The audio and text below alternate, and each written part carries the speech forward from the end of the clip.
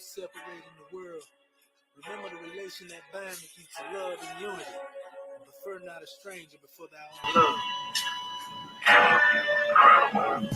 Moorish Cosa Nostra, industrious acts. I cracked the code of the vision, these are actual facts. Angels and demons, Illuminati, and Jesus ghosts. Elite minds of our own, turn cutthroat. Espionage, betrayal, 30 pieces of silver. Merovingian bloodlines, they house niggas. Who would have figured we be sleeping with the enemy? Let us rise and give honors to Nova through our lead. Reasons to say, for I am you, and you and me. Now the just your brother's killer, he's the devil. See, cloud chasing in the sea, he abandoned the creed. Desire was his vice, but envy is the seed. A fist full of dollars led him to his demise. Front page, it was tragic, a bloody homicide. What Rossi made he used the world, but loses his soul. Feel the wrath of Allah, he was struck sevenfold. Moorish times, we span time 700 years. Principalities, world powers, diamond chandeliers, cheese in the mills, black turbans and scimitars. Allah's will, we prevail as one under God. Moorish times, we span time 700 years. Principalities, world powers, diamond chandeliers, cheese in the mills, black turbans and scimitars. Allah's will, we prevail as one under God. The seat of power, max dominion, so is the part, but immortal virtue shall remain within the people's hearts. True successes are often overlooked and crucified. Chief Emilia did his best to exercise his fire. Opposition from all sides forced him underground. Exiled from his post, but loyal to his crown. He stood his ground, but no one man can defeat the mob. He transitioned inside a historic landmark. We came as we are, and we are as we came. We came sorry, we conquered. MG shall remain. Ease of divine instructions. Let us unite the nations. Heavenly mandates. Self-determination. Covenants holy and divine. Social duties and obligations. Preservation sign. Theocratic supreme laws. Organic design. Creative faith delivers justice in due time. You raise the imbeciles, you raise the criminals, and you can do what the nations have done, what other presidents have done, then you had better die. Can we do it? We can do it. Because any leadership that teaches you to depend upon another race is a leadership that will enslave you. Let me say that again. Any leadership that teaches you to depend upon another race is a leadership that will enslave you. They gave leadership to our parents and their leadership made us slaves. But we decided to find leadership of our own to make ourselves free men. Babylon did it. Assyria did it. France under Napoleon did it. Britain under William Fitzgerald Chatham did it. America under George Washington did it. Africa with 400 million black people can do it. If you cannot do it, if you are not prepared to do it, then you had better die.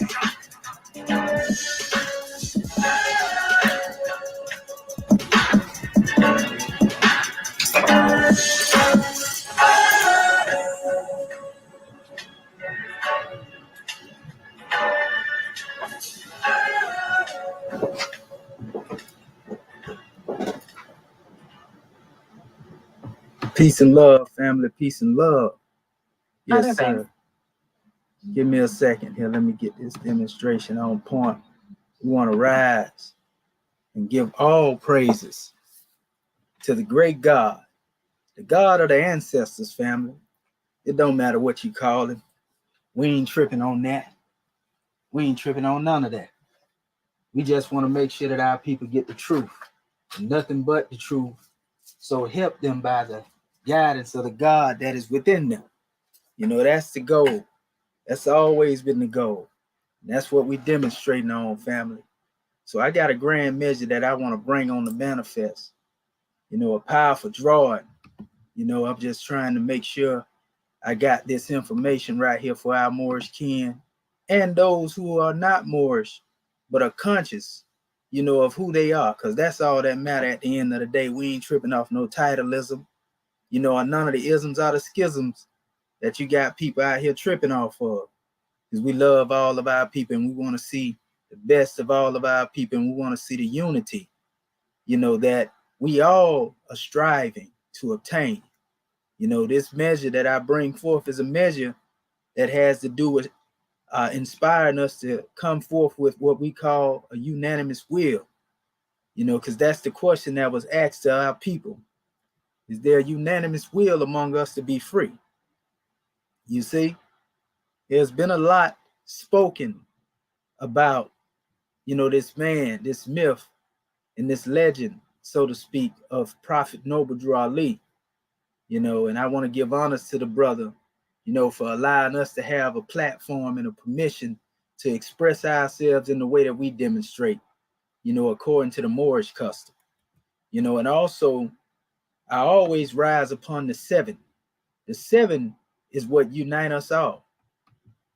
And why do I know this is because, the seven is the most universal number that it is when it relates to dealing with completion, perfection, and the unity of life, the harmonies of life. You see, so the seven, out of every other symbol, every other expression that you see our people demonstrating out here, all of us, no matter what doctrine it is we stand on, we most likely honor that seven. I don't care if you're dealing with those who claim that they are, studying the Piscean records or the Bible in Christianity. I don't care if you're dealing with those who say that they are Muslims, or Muslims. I don't care if you're dealing with the 5% nation, the Nation of Islam, the Hebrew Israelite nation, that deal with these particular books, of what a lot of people like to call religion, which we know it simply means to return to the source. But in all actuality, everybody is drawing upon that seven. You see? So what I want to do without further ado or delay, I want to draw with our family, in relation to dealing with this subject matter. As you can see, it has the Exhuming of a Nation series. So we want to make this into a series dealing with the questions and answers. We still have a drawing to cover relating to and concerning the last few chapters of the Book of Ali, and we haven't stopped that yet, but we will go into those measures as well. I want to say peace to our brother Jay. What's going on with your brother? Peace in Islam to you as well, Dasharab. Welcome to my page, family. Feel free to hit that like button and subscribe and let the people know we on the manifest. And check out some of the old drawings that I have already demonstrated, to our family, to give them a clear conception, of this grand work that we've been demonstrating on here. You know what I mean? We want all our family to tune in so that they can get a grand drawing. I come as a man of no reputation. My high name is Dr. Shahid Imani Mohadi Shabazz El. And from the comedic aspect, the elevated expression of my high name is Dr. Shedo Mintiel Muhajid Shepsuel. You see? But yet again, a good name is better than gold. And what better name that we can have than the name that has been brought forth to us, that is a one free and national name that will bring us together as a collective. And I'll let our family draw on what that name is by the time we get done with this demonstration. But our subject for today is the master question, number one. When it comes to the Moorish paradigm, who made you? You see, who made you, family? Now that's an easy question to ask. But again, we rise upon the seven and give all praises to the great God and honors to his holy prophets. Honors to our holy prophets, Noble Drew Ali, and all of those who came before it. Want to give honors to our Grand National Seal, Grand National Emblem, National Flag, Divine Constitution and bylaws, and honors to all of you who are indeed a living manifestation and personification of everything that all of the divine prophets brought to make us a nation. All of the major and the minor prophets, masterminds, gurus, saints, master teachers, Baba, any title of elevation you want to give to them, we honor them all, family. You see, and peace to you, brother Emery Facetti, I hope I said your name right, brother. You know, P7, we give honors to you, grand man. Welcome to the channel. We got some good content we getting ready to demonstrate right now. So this is going to be a powerful measure, family. So the first thing I want to do, I want to share my screen. Because I want you to be able to see the Exhuming of a Nation, the Book of Fire, and be able to go through this demonstration with me. So let me open this measure up real quick. Okay, there it go right there. And I will be back and forth periodically to make sure that I can see the audience, you know, but this is the Exhuming of a Nation. This is a 700-page book. We call it the Book of Fire. One of the best and greatest books, you know, written for the manumission of our people, the true freedom of our people. You know, we don't say that to downrate, you know, anybody else's particular book that they may have, and all of the books that our master teachers have written before this book. But we are saying in this new era and time, this is one of the greatest books that have ever been written, family. You know, and we encourage you to get your copy of it. Get your copy of this special book of fire, the Exhuming of a Nation. For those who may not be familiar with what it means when we talk about exhuming a nation, family, we have to come into the concept, you know, of basically the exhuming of a nation has to do with, just as you were to exhume a body, for example. When you exhume a body, in most cases, you exhume a body from the earth because you have found that there's some new evidence that has been discovered, you know, where foul play was the case. So now you are exhuming this body so that you may search the contents of the body, that you may be able to reopen the case, so to speak. You see? And we can make this applicable to our plight and our situation, because everybody thought that it was all good and well, you know, that slavery was over with. Slavery was a thing of the past. Slavery didn't exist in this new era and time. But we found out that Prophet Noble Drew Ali told the Moors that the only form of slavery that they suffer from now is mental slavery.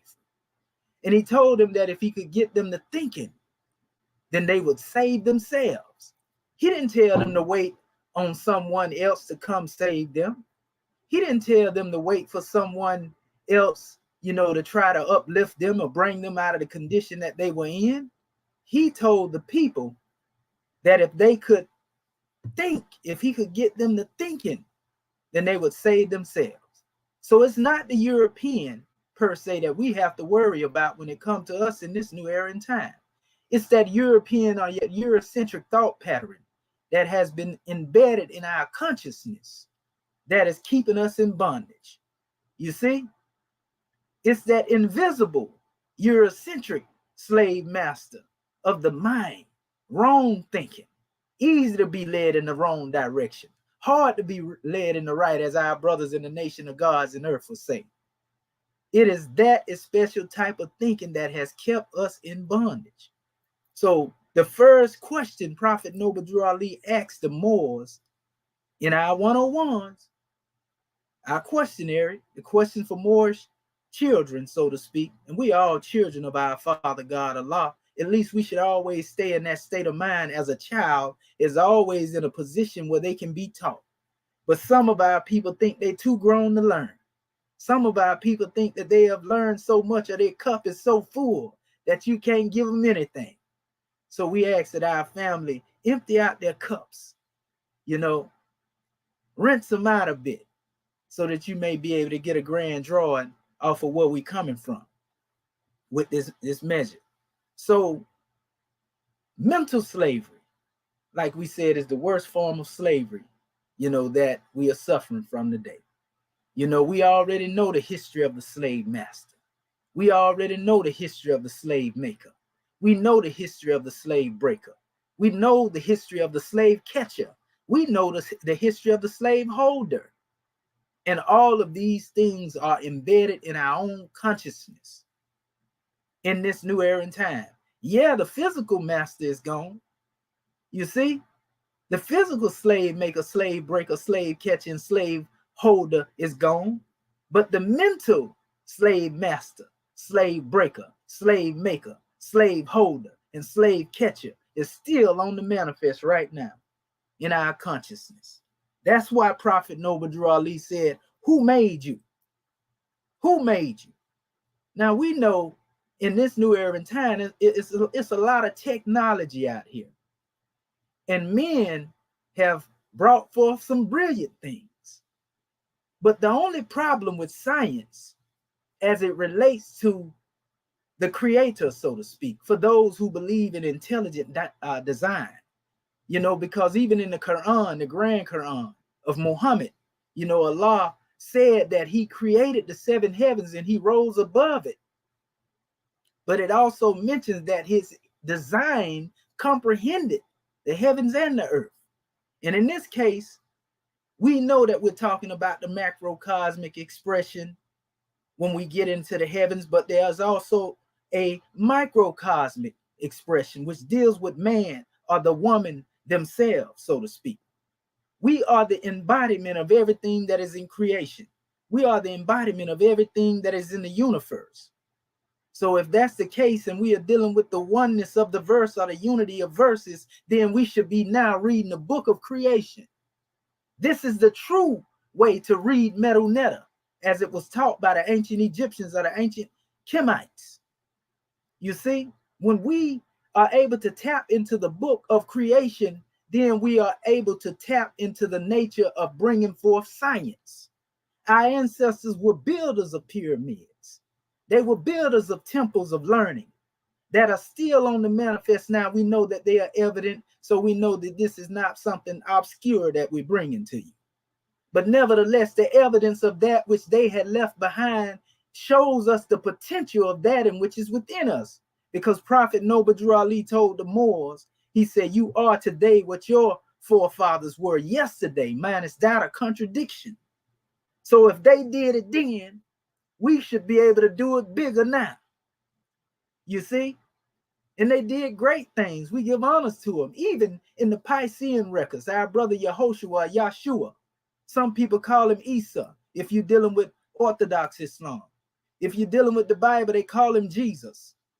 You see, some people just call him Mashiach. Some people call him Messiah. Some people call him the Logos.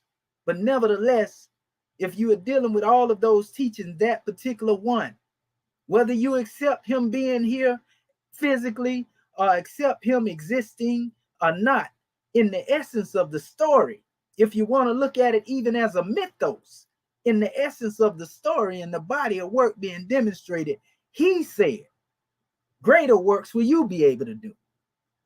So why is it that we are so much in awe of the works that the likes of him and what he did, and the likes of other great men that came before him, you know, your Imhoteps, you know, I mean, we can go into your Khufu, Khafre, you know, all of these particular ones all over the place. Some of the greatest and most brilliant minds that have ever been produced, still being studied now, still not fully understood by modern day historians and archaeologists, and still there's greatness that's being uncovered. We know of the history of everything that we brought on the manifest. We know how much it is that we have invented. So why has the wheel of industry stopped? Because it was prophesied. Prophet Noble Drew Ali said that the wheel of industry was stopped, but when it started up again, it will be in our favor, right? The wheel of industry happens to deal with being industrious as a people. We have served, you know, other people with our talents and the gifts of our understanding that come forth from the treasures of God since we've been here. You see, over 400 and odd in something years of enslavement, we have served other people when it came to our minds. So this is why it was necessary for Prophet Noble Drew Ali to ask us, Who made you? Who made you, family? In the in that particular questionnaire, he said Allah. Now, some people will get taken off by that name because they Christian. Some people may get taken off by that name because they may be Hebrew. Some people may get taken off by that name because they're Nuwabian or whatever it is that they subscribe to. But there's another expression that we use so that our people don't get it twisted. You know, and the question is asked at what times, you know, or what other name, you know, at times that we call, you know, Allah. We call him the great God. So when we say great God, we hope that will strip, you know, any context of one, you know, getting caught up in a name, you know, and take that measure up out of them. You see, the great God, that means no matter what you call him. In fact, if you go into certain transliteration of the ancient Egyptian text, they would tell you that nature is translated as the great God. So in other words, no matter where you look at it, you still see the creator. You know, the creator has specific names that he revealed himself by in particular texts, but he also have attributes.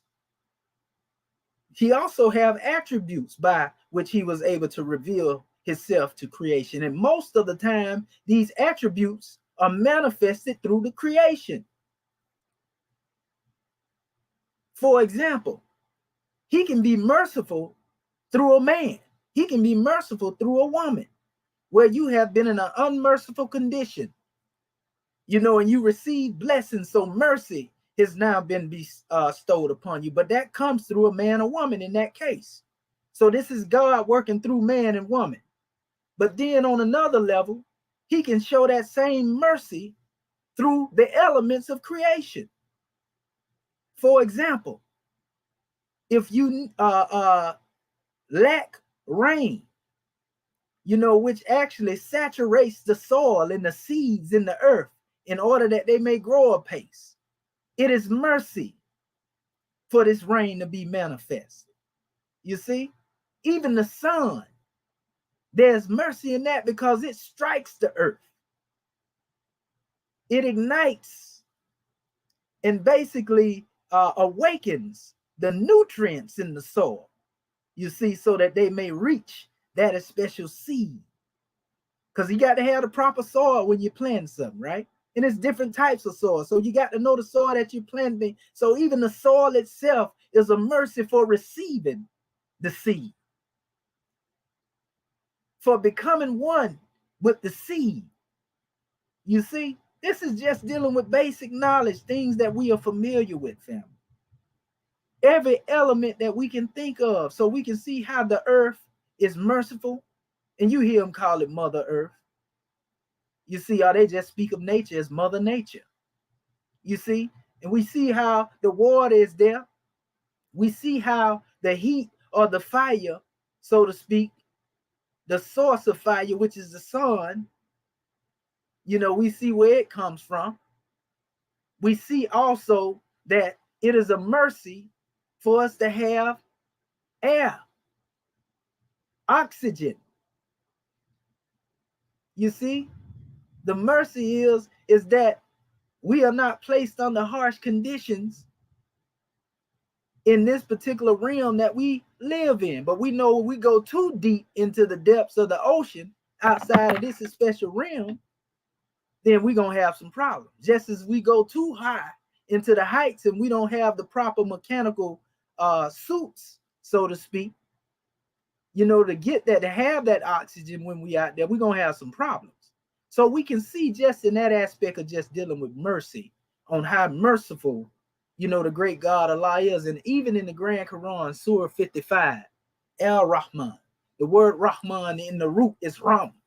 And that word Rahman or Rahim, Rahman and Rahim, most gracious and most merciful, there's a connection there. Because it also has to do with the word womb. To be born, to come forth from the womb is a blessing. That's why we are told, even in the Grand Quran, rever the womb which bore you. Honor your mother and your father, that your days may be long upon the earth land, because the father of the husbandman cast the seed into the soil so that it may grow apace. He cast his seed into the womb of your mother that you may be. They were the gods and the goddesses that made you. That's a miracle. That's a mercy right there. In most cases, if we were taught right or raised right, then we would come up and we would take care of our parents, when it came time to take care of them, just as they took care of us. That's the greatest honor that all of us can have. So the question, again, the master question is, who made you? Let me check and see if we got some family in here. I don't want to. Okay. Peace and love. Brother Charles Warrior, we give honors to your family. Rostar Foundation of the Sun, we give honors to you. PNF SL, we give honors to you. So beings exist in the micro and the macro. Oh, yes, they do. Yes, they do. We look at the sun. We look at the moon, the stars, and everything that is in creation. We look at the vegetation of life. Everything in life comes with a spirit.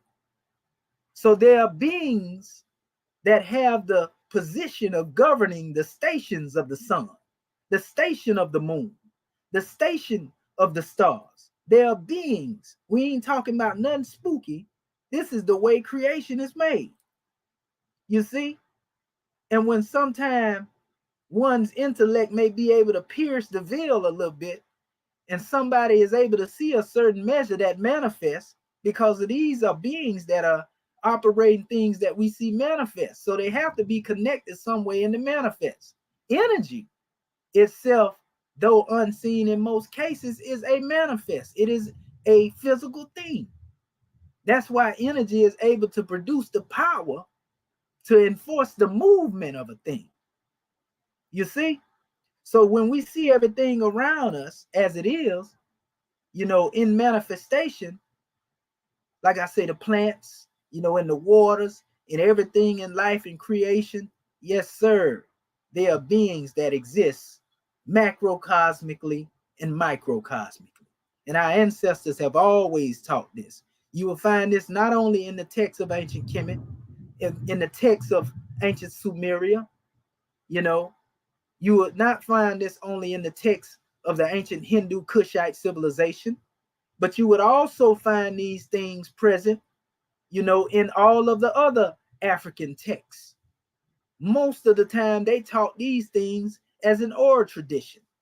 Kemet and Sumeria, in places like India, are the places that have preserved greatly these knowledges, a source of knowledge, so to speak. In Africa, everything was more adopted from these sources indirectly, but everybody has created their own story. Everybody has their own cosmology breakdown, but most of them are connected to each other indirectly, even though they have differences here and there.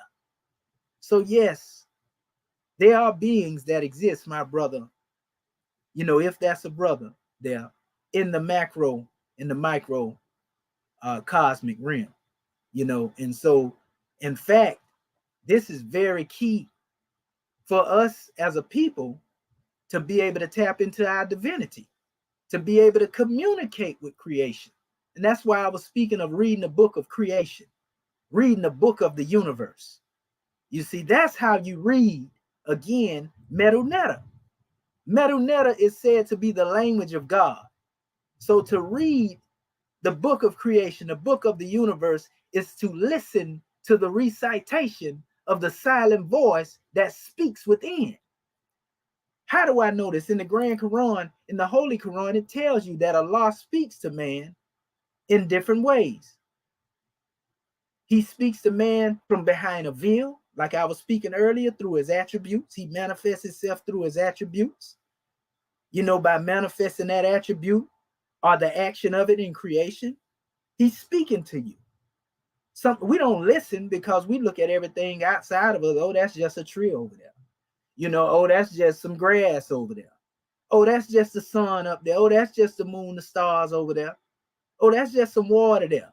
Oh, that's just a cat, a dog, you know, we look at it like that because we are so used to being not in tune with the reality around us.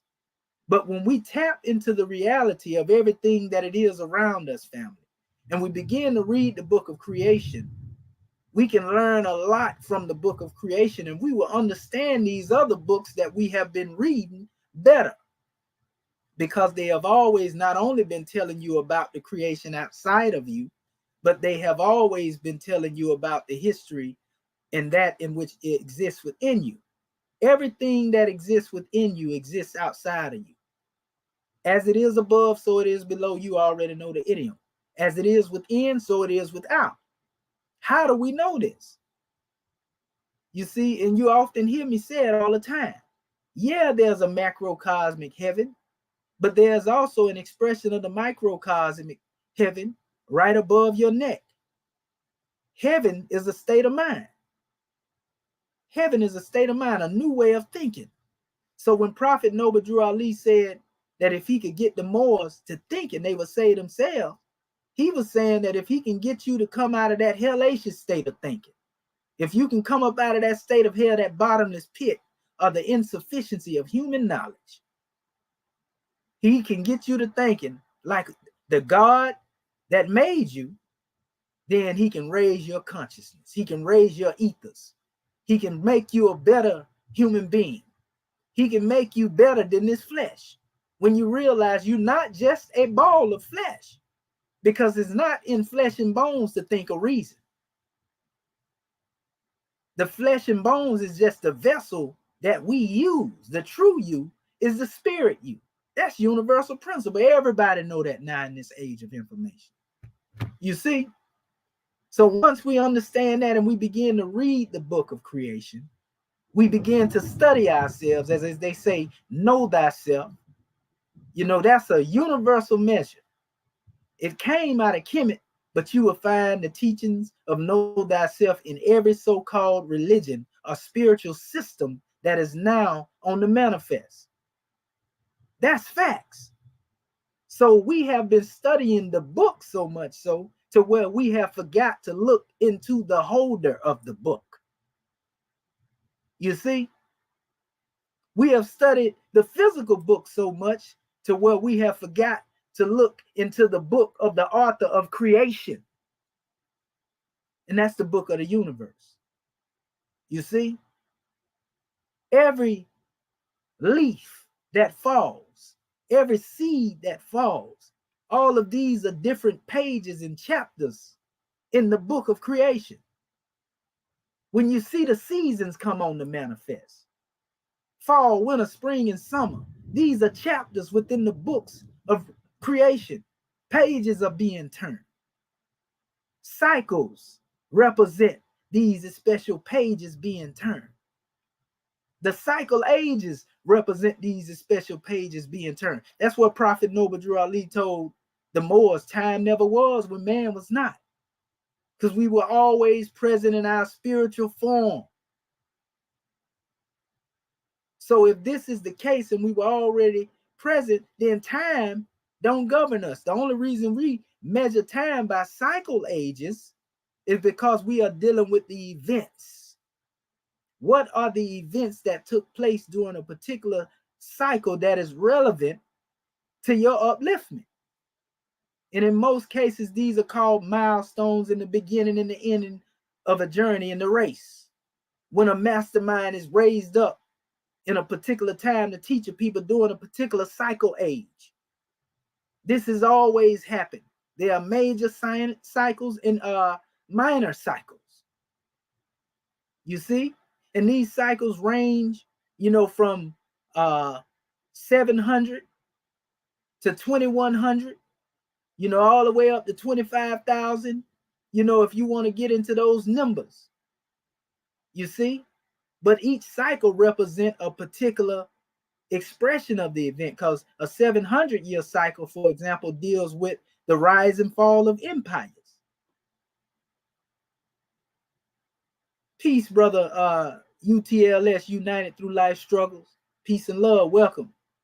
You see, so this cycle that we're talking about, the 700-year cycle dealing with the rise and fall of empires, in most cases, you know, you can see that the empire of the Moors, it lasted around that same time period, about 700 years.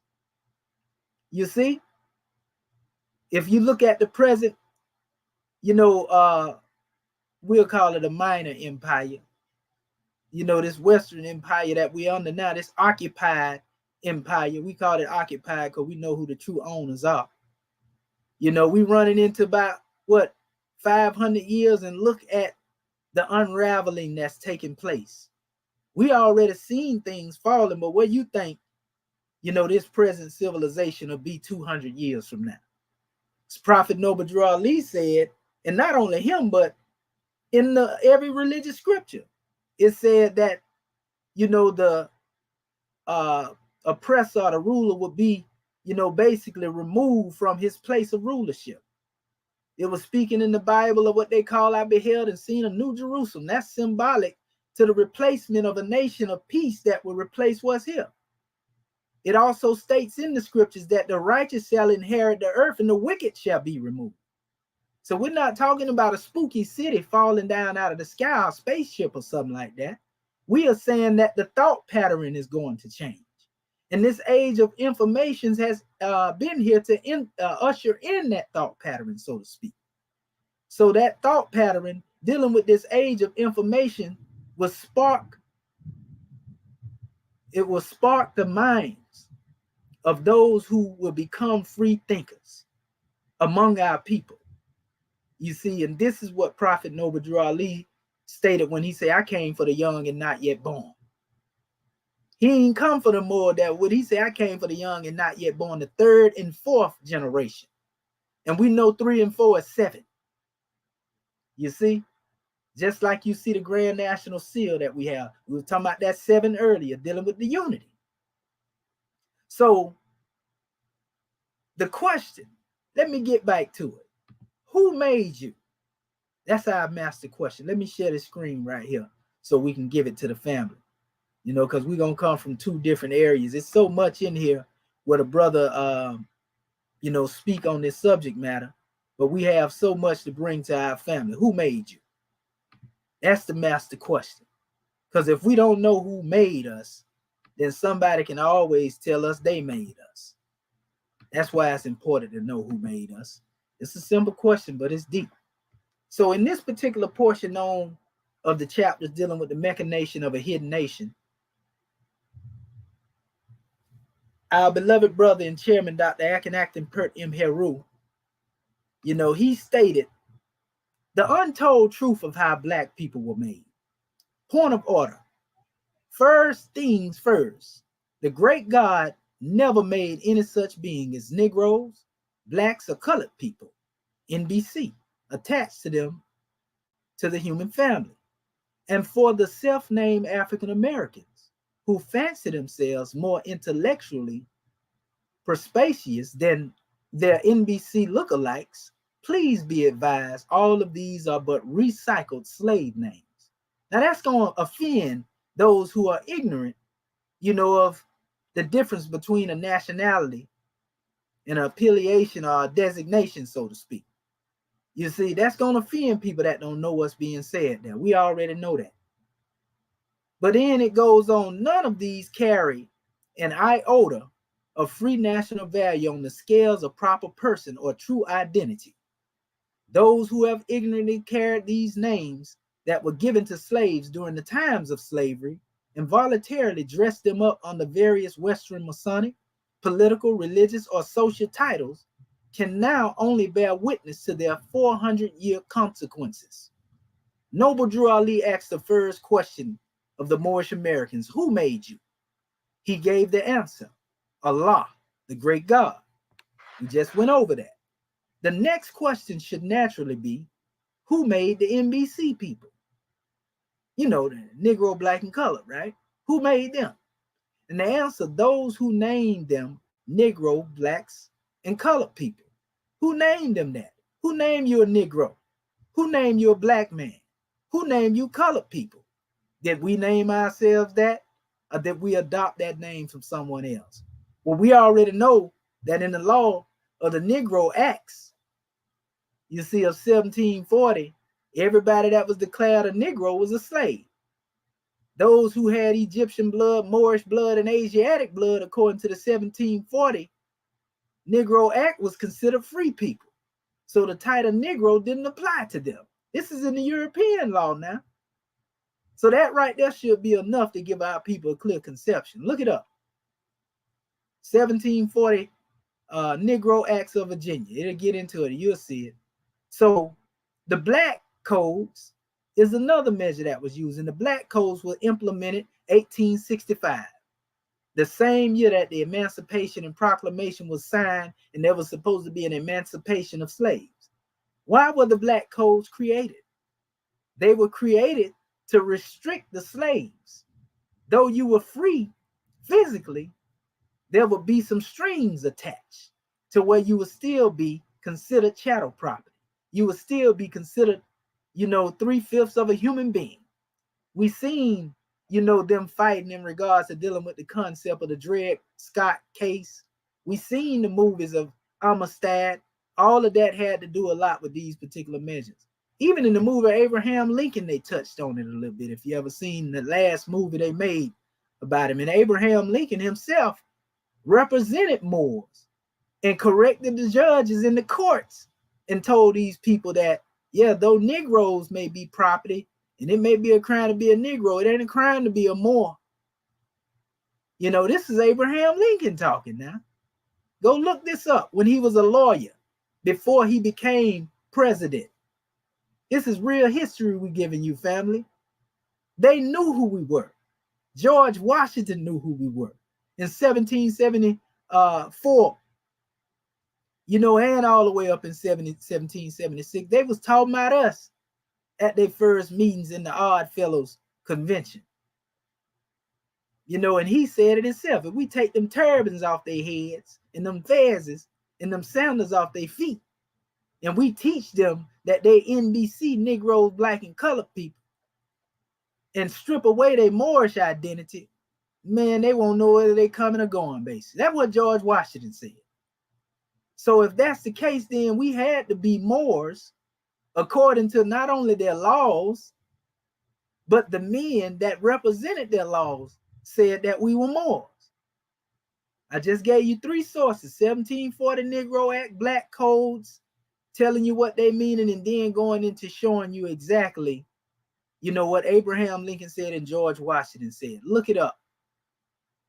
You see? And so when we deal with colored people, now we're talking about the color of the law.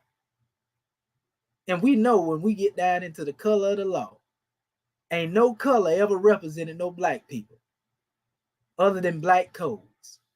And black codes had to do with slavery. In other words, ain't nothing good coming up out of it. The color of the law often deal with convicting you based on a statement. That's basically in a state of what we call, almost like the RICO. The color of law ain't nothing but the RICO before they really expressed it as that. So we was already subject to the RICO, before they came up with that later, during the 60s and the 70s and all that. The color of the law is the RICO. All you got to do is say you're a Negro, black, and colored man, and you guilty. Oh, we're going to make it plain to our family. So anyway, it says, indeed, they are simply man-made entities. The most difficult task of this chapter is to convince a people that they are not what others say they are. And that's what I tell people. It ain't what they call you, it's what you answer to. And if you know who you are, you know who made you, you ain't going to answer to no slave names and slave labels. And some of our brilliant and most brilliant scholars have yet to find this out, that we are suffering due to a lack of knowledge of self.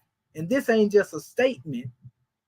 This is literally why we are suffering, because we don't know that under that one free national name that most of our people are rejecting now, this is the very name that attach us to this land as the indigenous and the natives of this land. And being that we have not come together as a collective to embrace this one free national name, that's why we continue to be enslaved. Because the moment we all wake up and we all embrace this one free national name and stop picking up these misnomers that have been given to us, oh man, that Roman gonna be in some trouble. Prophet Noble Drew Ali say he 9,000 miles from home and he gonna have to take some water. Them some of our actual facts. So it says it is an ultimate impossibility to be yourself while being what others have designed you to be, especially when they themselves voluntarily and aggressively insist on being replicas of what the great status quo have labeled them according to U.S. laws. Socially, politically, or religiously, he and she cannot be themselves while being something or someone other than himself or herself. We ain't saying this right here in attack of the United States government or attacking. That ain't what we doing. We ain't speaking no rhetoric over here. We telling the truth. We speaking the truth of what's going on, and they know it. They know it. They know it's the truth. Now, the truth sometimes is hard to swallow, not only for the European, but our own people. But somebody got to tell it. And you as guilty as they are if you don't tell it, and you know it. In fact, if you know it and you scared to show it, then in the eyes of the great God, that's one of the greatest degrees of cowardice that it is. Because according to the doctrine of Islam, you know, if you see a thing that is outside of the law, you know, of what is truth and right, you know, you're supposed to change it with your hand if you have the ability to do so. And if you can't change it with your hand per se, you still use your hand indirectly through the pen. And if you can't change it with the pen, you see, then you speak out against that special demonstration. You speak truth to power. And if you can't change it by demonstrating that, then the worst and the most least form of being faithful to your creator is to at least have a disdain for it in your heart. You see, but you don't become content with that special demonstration. And that's what has happened with our people. They have become content. And that's why we continue to suffer. So it says, outside of his world of procreation, anything made by man that is contingent upon the rate of atmosphere to sustain its life is a monster, beast, or chattel of his own making. Shocking as it may be to some readers, there's an evil origin that secretly rests in the history of today's African American. In the history of man being formed on earth, the great God of the universe has never made a beast race, then attached that race to the human family. Now, some races may have become beasts and claim to be attached to the human family. We got people now talking about their apes. Hell, man, we can go into a whole bunch of measures, but that's another draw. We ain't gonna go there. So it says the bears of the word black are actually a people made in the image of the creator. However, shortly after their live birth, they were possessed, but processed under various state laws wherein they were born or reside, and then certified exclusively to be made in the America, in the semblance of a people. So a lot of people don't know, when you hear the word citizens, when you hear the word all other persons in reference to the NBC, that's dealing with property.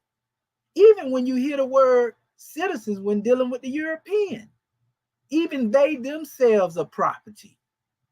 They just so happen to be privileged property. You see? So it seems that really don't matter whether they are considered property or not, because they can still receive the twerks and the perks of the system, unlike the NBC. You see, the so-called Negro, so-called black, and so-called colored man, like our brother Elijah used to say. You know, a lot of our people don't know, even that brother, you know, he stated it himself. He said, you know, the so-called Negro need to be completely re-educated. He didn't only say that right there, and we talking about the miseducation of the Negro, black man and the colored man. Read the book where he say Message to the Black Man. He speaks of the so-called Negro man, the so-called black man, and the so-called colored man. He goes into that. In actuality, he speaks on the black man as being dead and completely in need of resurrection. So when they hear Prophet Noble Drew Ali say black according to science mean death, they get upset. But they don't understand that Prophet Noble Drew Ali is saying, well, black according to the science of the law, you are considered civil liter mortus. Civil liter mortus means dead in the eyes of the law. That's in the science of law. So black according to that science in the law is that you are dead. You are a vagabond, pardon self. You are under vagrancy laws. You see? And then if we go further into this special measure, we know black according to spiritual science has always been symbolic, to death. But a lot of our people have gotten so caught up in the word, and even the man who coined the phrase black power, he was on our brother Sarnetta's show not long ago. The brother said, well, we never thought of the word black as a nationality or anything like that. We just felt like it was a phrase of power. He coined the word black power. You see? And he tell you that our nationality is different from the slogan. But a lot of our people get upset when you try to tell them what their nationality is. So if you may be upset, I tell you, this is the challenge I give everybody. Try to trace that word black back to antiquity. I ain't talking about taking a definition of the word, that somebody have that is a word of Kemet and then saying, oh, this means black because it say the soil of the earth is black. I'm talking about go and look at the English word and try to trace it back beyond 500 years. And if you can't trace it beyond 500 years, or back to, let's say, the time that the English that we have was on the manifest, let's just say if we extend it to 1,000 years, if you can't trace it back into antiquity, I'm talking about 5,000 years ago when our people was flourishing as civilization, that word black, because you ain't gonna find that word black back then. We're not talking about a European interpretation of an ancient word and saying that word is defined as black. I'm talking about the literal word black. Trace it all the way back to the times of antiquity, and then you'll get it. You see? So, both Prophet Noble Drew Ali and Noble Drew Ali agree, with that special aspect. Prophet Noble Drew Ali said black according to science mean death, and our brother Elijah Muhammad said, the black man is dead mentally and is in need of resurrection. He even said in his lessons, that if you were to take all the Europeans off of the earth, because he was speaking on your landmass not being your identity, in your complexion, your skin color. This is what Elijah was speaking on. None of that is your identity. He said identity is basically your God self. You see? He said the landmass is not your identity now. So just because the soil was black and we come from that soil, that's still not a nationality. Black is the description of the soil. And another challenge, if you think I'm tripping, go find a black flag somewhere outside of a roach can that represent a black nation. I'm giving you truth, family. We ain't trying to bash our people and beat them down because they're ignorant, they don't know no better.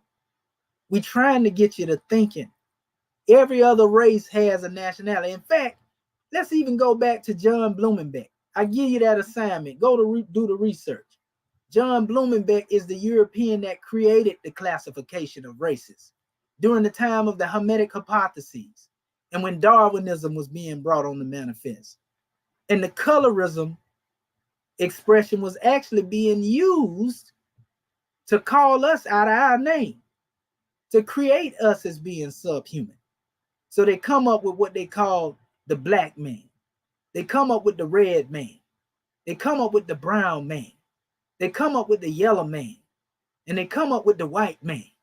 This is what they came up with. And this is how they demarcated the nations. Instead of people being human, they begin to be recognized in the likes of color. I ain't just making this stuff up, family. This is history. This is literature. So when you cling to that title, know that you clinging to a title that came from the European. What was you before he called you a black man? What was the brown man before he called him brown man? What was the yellow man? You don't see Chinese over there talking about we yellow men. They still Chinese. You don't even see the white man. They say they Caucasian. Anytime you hear them being arrested, Caucasian male. You see?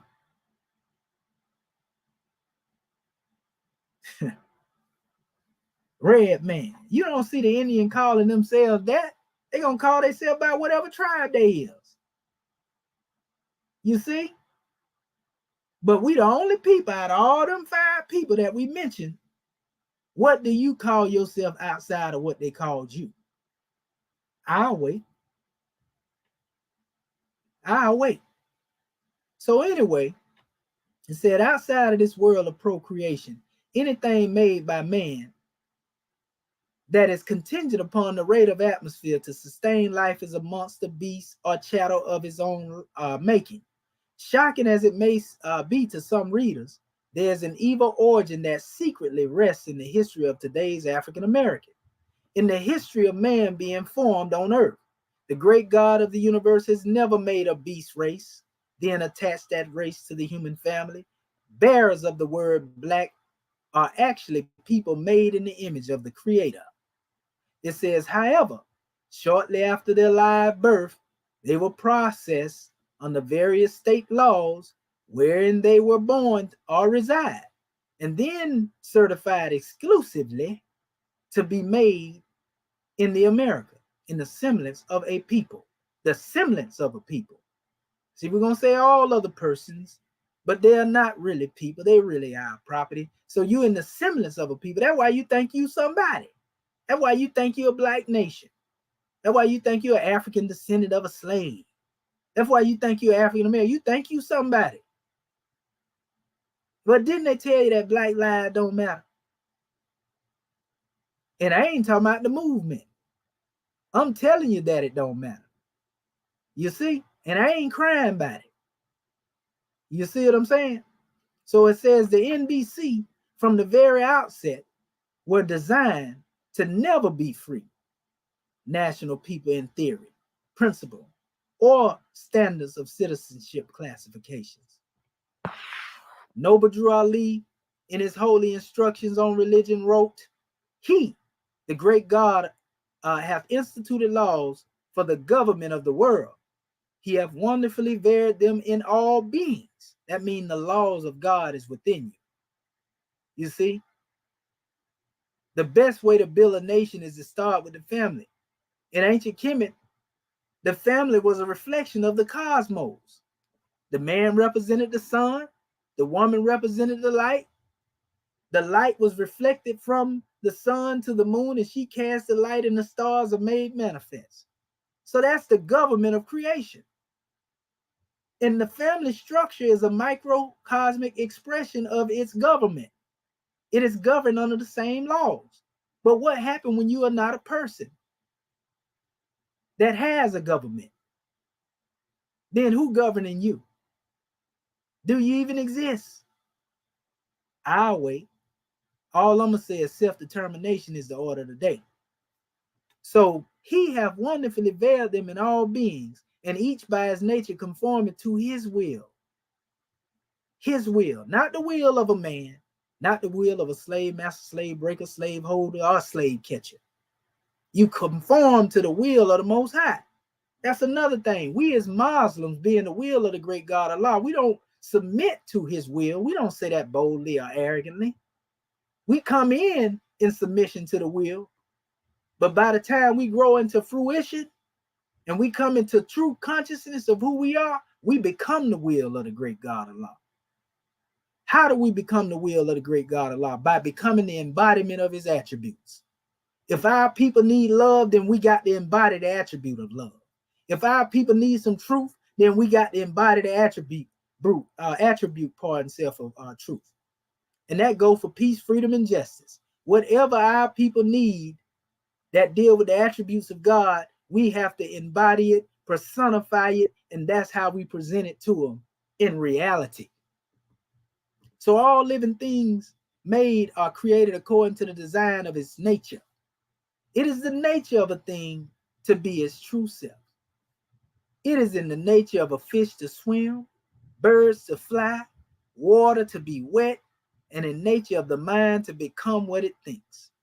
Therefore, according to these natural laws which govern all things created, the making of the NBC is no exception.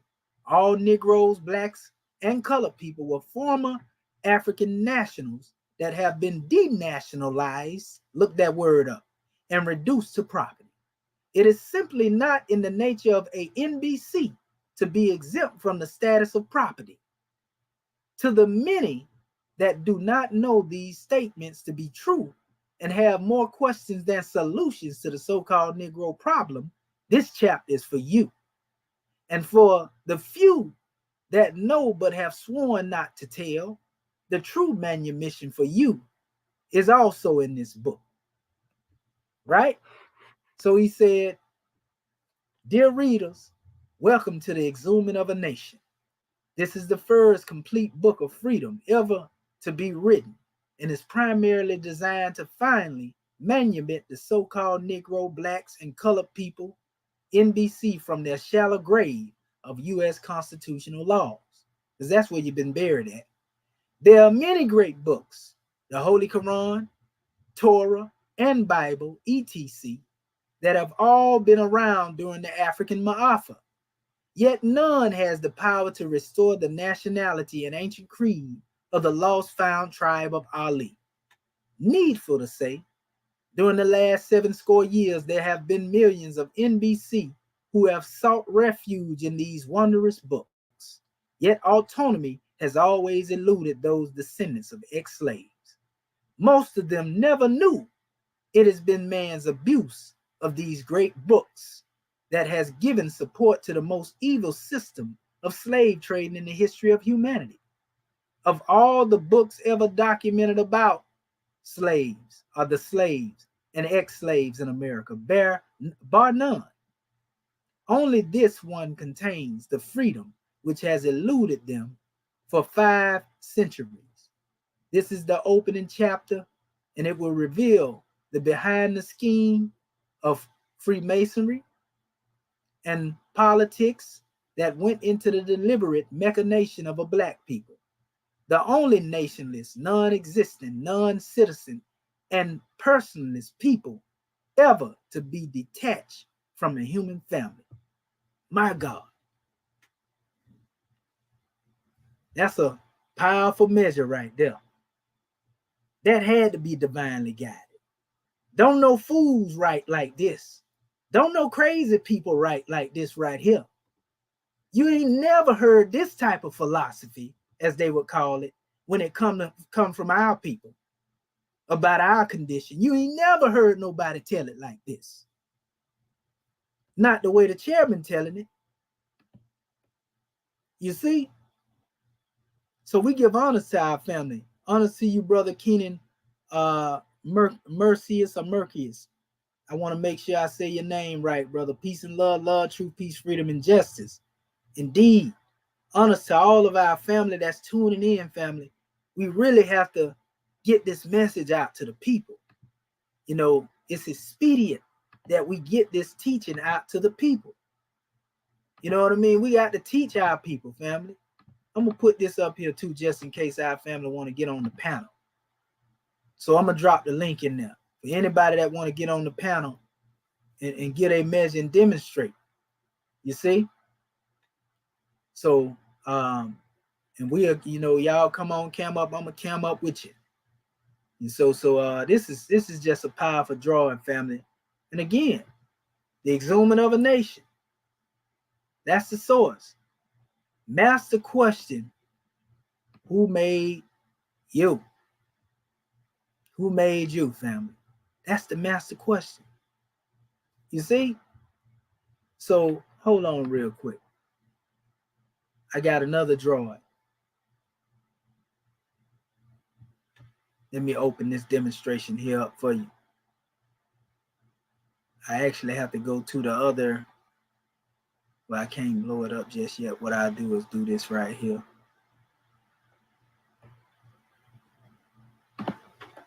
All right. I'm going to go to the other page where I was reading from in the Book of Fire, because there's so many times that our brother actually revisit this question throughout this grand work. You know, like I said, this is 700 pages of straight fire, family. See, we ain't here just to talk about the problem. We here to talk about the solution. You see, we here to talk about the solution, family.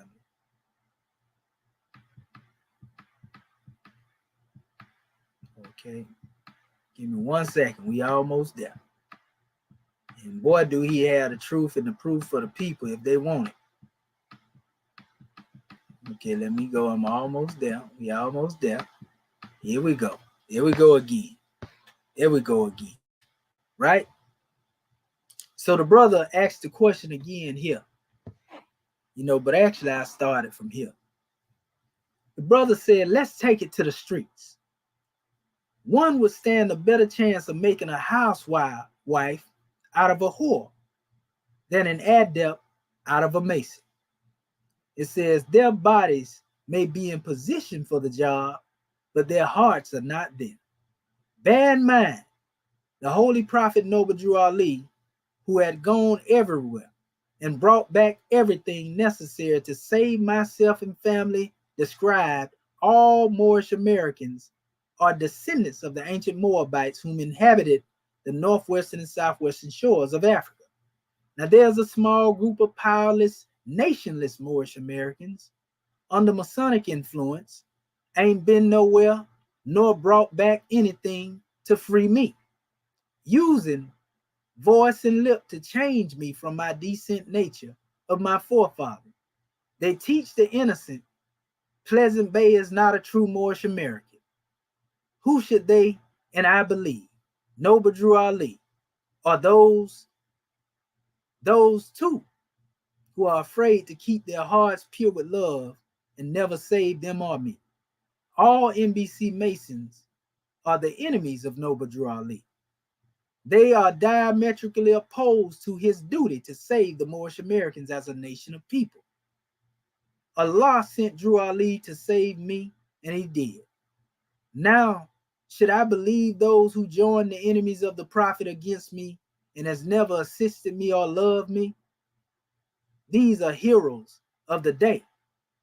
The prophet also said you can't gain strength from weak sources. Case closed.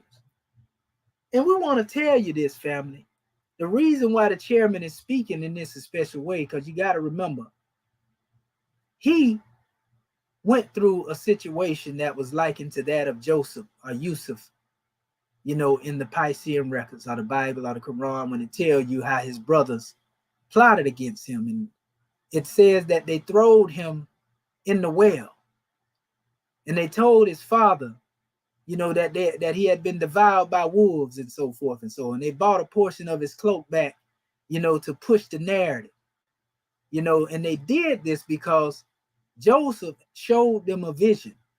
He told them in the vision that he seen the sun, moon, and stars bowing down to him, 12 stars to be exact.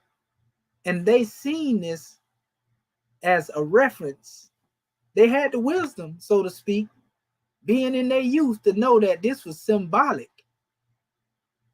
to Joseph being the ruler over them. So they didn't want that to happen, so they plotted against him, and then they tried to demonstration and sweep him under the rug, and he was placed in the belly of the whale. And I said belly of the whale purpose. He was placed in that special whale, and he was founded, you know, foundated, so to speak, you know, in the Egyptian teachings, you know, after he had been found by, you know, those particular people, you know. And so once he was raised up, they still ended up having to fulfill the prophecy, because they didn't know that the very thing that they was trying to oppose when it comes to dealing with our brother Joseph and them doing what they did, that was a part of the plan that he ended up where he was to fulfill the prophecy to become the ruler that he was destined to become. Ain't that something? And his rulership didn't come from him being, a governor of the people under his people at that time, but through the Egyptian civilization. But anyway, that's the same thing happened to, the brother. He was betrayed by a couple of brothers. They had him buried alive in Rome's dismal crypts. And they was part of these different secret societies. And we always tell our people, we don't say that to be in opposition or hatred toward the ones because they initiated in that. That's what they do. That's what they do. We just know that most of our people that go that route, what have they done for our people? Let's look at the millions, and we ain't going to over-exaggerate. Well, we're going to say millions, but we know in the millions that they part and parcel of that organization. And they all around the world. They all over in Africa. They all over here. And most of them are in prominent positions. But when they get into those prominent positions, how many of them, as regardless of them being there, how many of them have changed the condition of our people? I just want to ask that question. You make them a president, but yet and still our condition is the same. You put them in the courtroom, but yet our position is still the same. They still appeasing to those whom oppressed us. And the ones who do, that are not part of that special demonstration, try to aid our people, they click up against them and then have them removed. So the only way that you can really stay in a position or a seat of power, and you part of that particular demonstration, and most of them doing it out of fear. They're doing it because they took oaths, and they think that's their real brother, and their brothers that look just like them that didn't take those oaths, and they consider them cowards. They consider them people that are profane, so they don't deserve their help. That's the truth. You know it if you part of that, and you right here in my audience. You know what I'm talking about. You see what I'm saying? So this is why this emphasis is made this way, because it's the truth. You may do something to help somebody that's part and parcel of what you stand on, but you ain't going to do nothing to help the whole of your people. If so, with all of the influence, when you get over the police force, you get that type of position, you still take part in the oppression of your people. You try to make your people the bad guy. Yeah, we know our people do a lot of horrible things. But you don't have that same energy when it comes to those who in that uniform with you that's doing wrong. You see, we're going to talk the truth, because I ain't got no fear in me, family. I don't fear death or none of that. You understand? So when it come down to me speaking what I speak, I'm going to speak the truth. I ain't no coward about what I stand on. You understand? So that's the drawing. Our people, at the end of the day, have become their own oppressor. Like I said, you can't even blame it on the European. It's us. And we even got some people that even said, I want to be the new slave master. So you can't blame the European or blame the white man for that. It's your own people now that's in opposition and standing in the way of freedom. I call them Oreos. And you know what that looked like. So anyway, again, the brother says, so who made you? There are infinite reasons for Drew Ali to make who made you. The master question to his young Moorish American nation. His answer is Allah, the perfect word and logos of the Circle 7. Pay attention, Moorish kin, to the sacred words of Noble Drew Ali. This Q&A is the first lesson a Moorish child learns, but the very last degree a Mason who has been sworn to secrecy is allowed to learn. If you have been made a Moorish American through a nationalization or naturalization ceremony, and I want you to listen well, you so-called sovereign citizens, Because ain't no such thing as individual sovereignty. You see, so we don't follow that and demonstrate that over here. That's a Eurocentric concept. Give it back to them. You know, we ain't part of no sovereign citizen movement. Noble Ali never taught that. You can get mad all you want to. We just telling you the truth. That's something that came recently. That's for the European earthly salvation. Ain't got nothing to do with you. So anyway, it says a Moorish American through a denationalization or naturalization ceremony in some portion of an MST of a similar group, organization, or individual chances or you have been had, played, or otherwise taken advantage of. He said you may have been made a member of a group, but definitely not made a Moorish American. This does not mean your nationalization was committed with the malicious or evil intent. So he's telling you that, you know, the brothers that demonstrate these ceremonies of naturalization and nationalization in the MST of A, he's saying this don't mean that these things was committed with malicious evil intent. He's just letting you know that that ceremony didn't make you a Moorish American. You was born a Moorish American. You see? He said it does mean, however, since no man has the power to change man from his descendant nature, it was wrong, criminal, or out of order with the divine and natural harmonies of life to trick you into believing you can make you into a Moorish American, right? When you was already born that. So if somebody tricked you by bringing you into a particular temple or a particular Moorish group, and they saying they making you a Moorish American, ain't nobody making you no more. You was born that. The MST of A can't make you that. The Clock of Destiny Moors can't make you that. You born a Moorish American. We don't say that to be disrespectful. We just telling you the truth. Now, some people may not like that because they think, oh, he taking shots at me. No, I'm telling you the truth. Even the Moorish American government that we part and parcel of can't make you a Moorish American. So there you go right there. That way you can't say I'm being biased towards you. In other words, you was born that.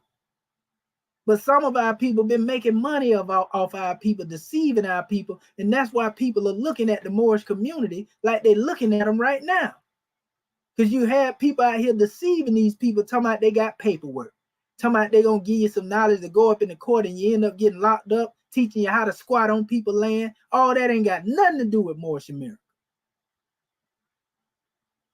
We just giving you the truth, family. Big facts. And I know the UCC and all that type of stuff. So you can't come to me about the 1s, 2s, and the 3s and instruments and, you know, you can't come to me. I'm familiar with that. That's for the European earthly salvation. All you doing when you do that, though, you know, when you go up in there, if you was in your proper person, you wouldn't be in somebody else's court challenging them about your jurisdiction. Because you wouldn't have to do that. You never find a government in the courts of another government. You see, that just don't happen. You don't see Iran over here in the courts of the United States government. Now, you may see a citizen of Iran. If he get out of line over here, then he got to be dealt with according to the law.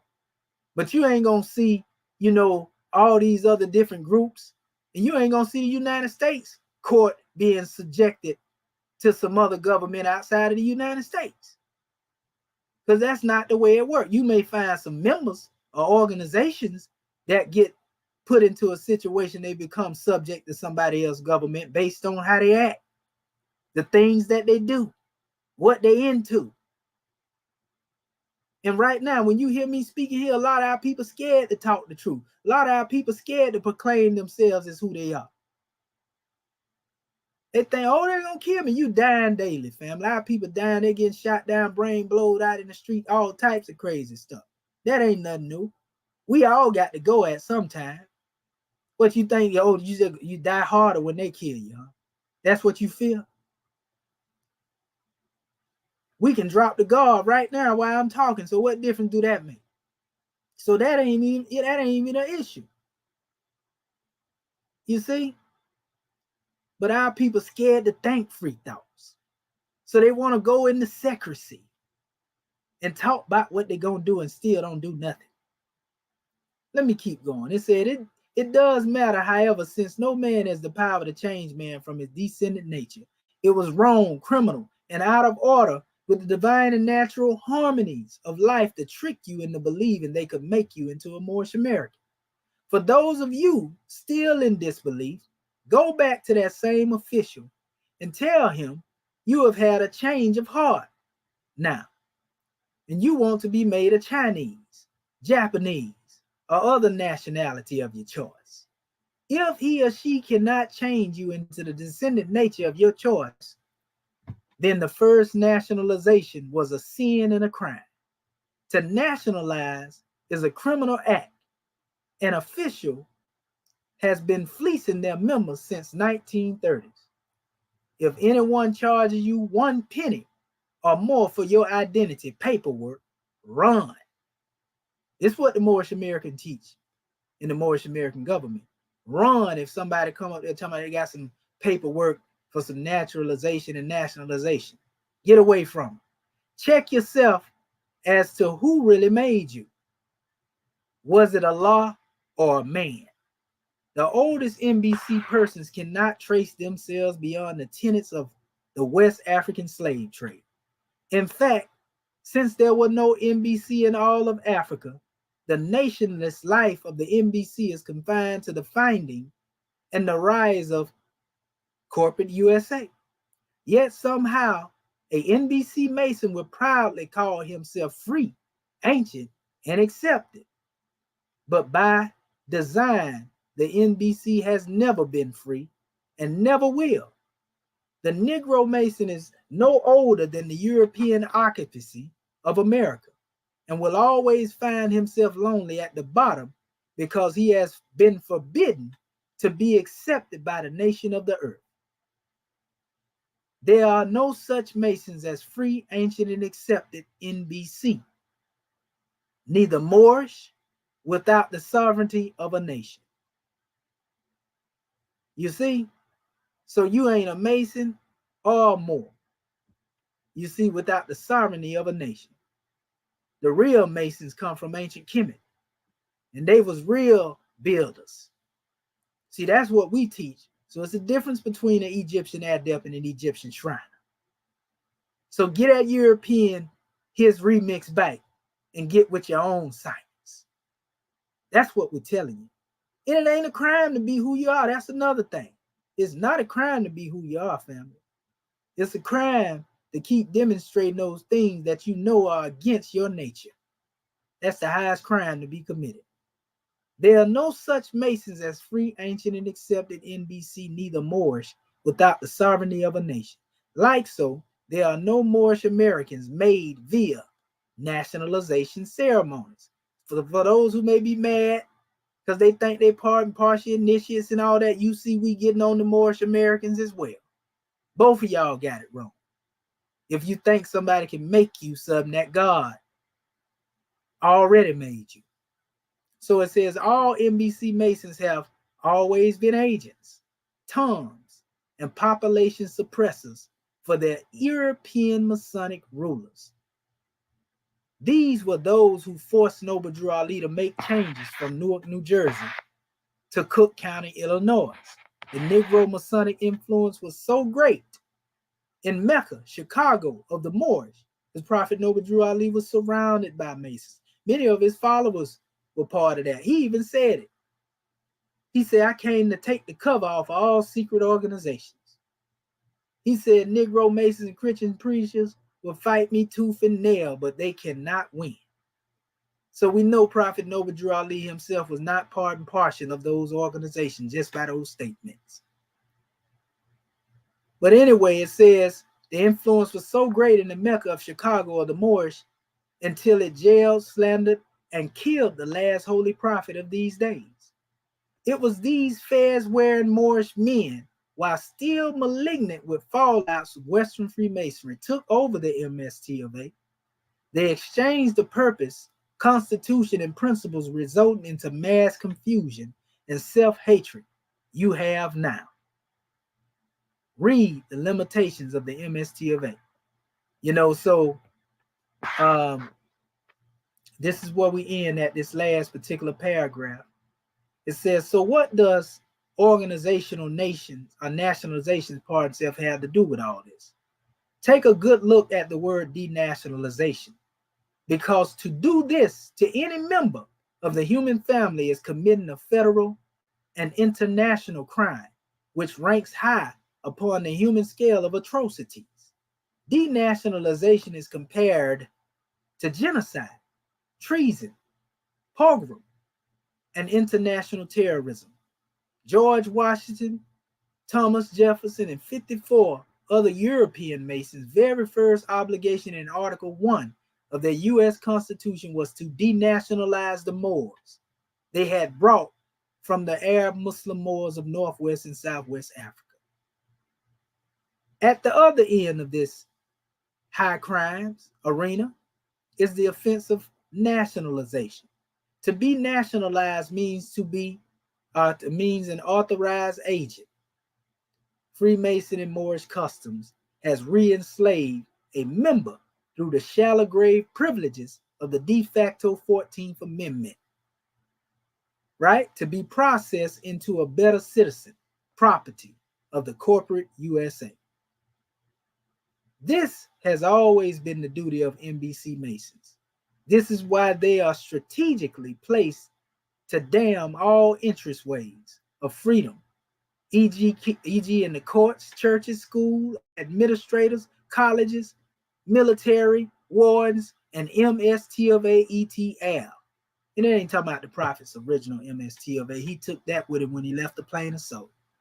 It's talking about all of those who are claiming that they are with the prophet, but they claiming they part of the prophet's temple, but they are not. And let me say this. We know some good Moors that's trying to rebuild, in that especially arena. Praise be to you, for your works, so to speak. And we giving honor to the great God Allah from that especially drawing, if that's what your intent is. But you have to know there's only one government under which you can be saved. And that's by coming together in your Moorish American government. Hopefully our family able to unfold into that. So it says when Masons are in your government, movement, or entity, the crabs in a basket confusion will be in full effect until the content falls, basically. So anytime you see a bunch of conflict and the crab and the bear mentality coming into your ranks, more than likely you better check who you let in there. This is why the MST of A had to be infiltrated with agents of Western Freemasonry. Through this Western Freemasonic degree, the Moorish freed by Noble Drew Ali have backslid into the shallow grave of dung for denationalized Negroes, black and colored. So we're going to stop right there, family, in our first of the series dealing with, this is special book, the Exhuming of a Nation. Let me check and see if our family is there. Okay, we don't have nobody here in this special demonstration. Okay, we do got some family there. Let me drop that link in there again and see if our family want to come up in here. Anybody that want to come in here, you more than welcome. Friends and foes alike. Long as the foes come in here that's in opposition, we don't want you coming in here with no negativity or negativity either. Or we're going to have to sit you down. I'm finna block this user right here that's coming up in here with that garbage. So if it's anybody out there that would like to click the link and come in here and just ask some questions, I ain't gonna argue with you back and forth. I'll listen to everything you say. We want to hear from our people, but my thing is, like I said, just be respectful. Want to give honor to our brother JJ 7000 up in here too. Peace and love to you, grand man. Peace and love to all of the family that showed up here. We give honor to everybody. It's all love, family. We out here telling the truth. The truth hurt, but the truth is the only thing that will make us free. See, a lot of people don't know. When a lot of people quote that, and they be up there quoting that a special draw and talking about, my people are destroyed for a lack of knowledge. And actually it says, no, my people are destroyed for a lack of knowledge. And since you have rejected knowledge, then I will reject you and your seed after you. You see what I'm saying? So anytime that one rejects knowledge, they actually condemn their own seed, the future, our babies. We condemning our babies to death, family. We condemning our families, to death, family. The future generations. So we have to really come up out of the type of thinking that we've been thinking. Because that's the only way we're going to be able to really change our condition. If we truly want to change our condition. You know what I mean?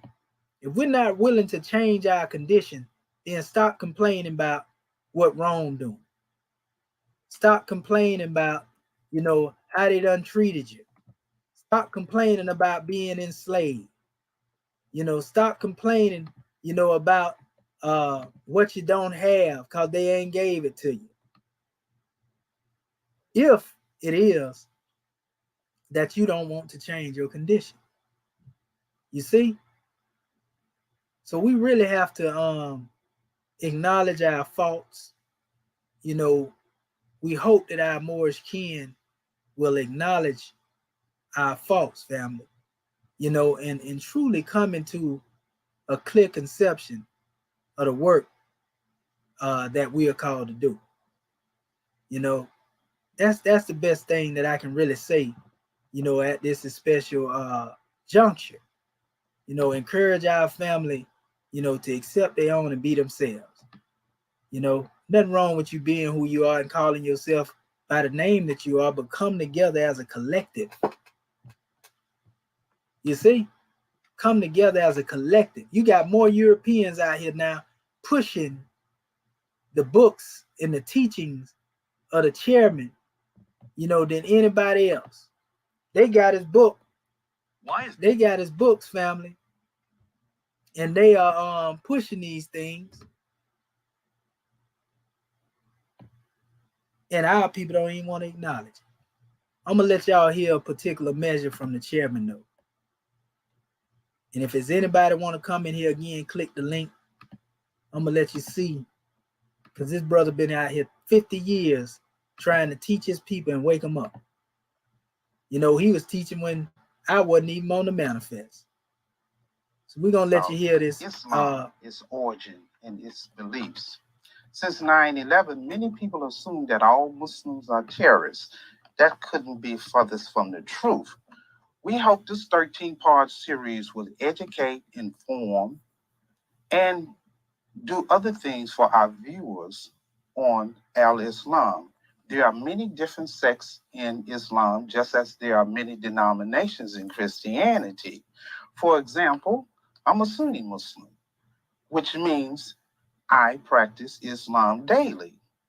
Today, our guest is Dr. Elahu Bey. He is a member of the Moorish Science Temple of Americans, considers himself an avid Muslim, a follower of Prophet Noble Drew Ali, who founded the Moorish Science Temple of America back in 1913. Dr. Pleasant Bey is going to tell us about a book he has written on Noble Drew Ali and his faith as a Muslim. I would like to greet our honored guest, Dr. Bey. Salam alaikum. Alhamdulillah, wa alaikum salam, my brother Bilal. Yes, let's get right to it. When did you first become interested in doing something scholarly on Noble Drew Ali? Well, that was my origin. This back in 1969 in the Moorish Science Temple. And I was educated by Dr. Arjaman Bey, who was himself taught by Noble Drew Ali.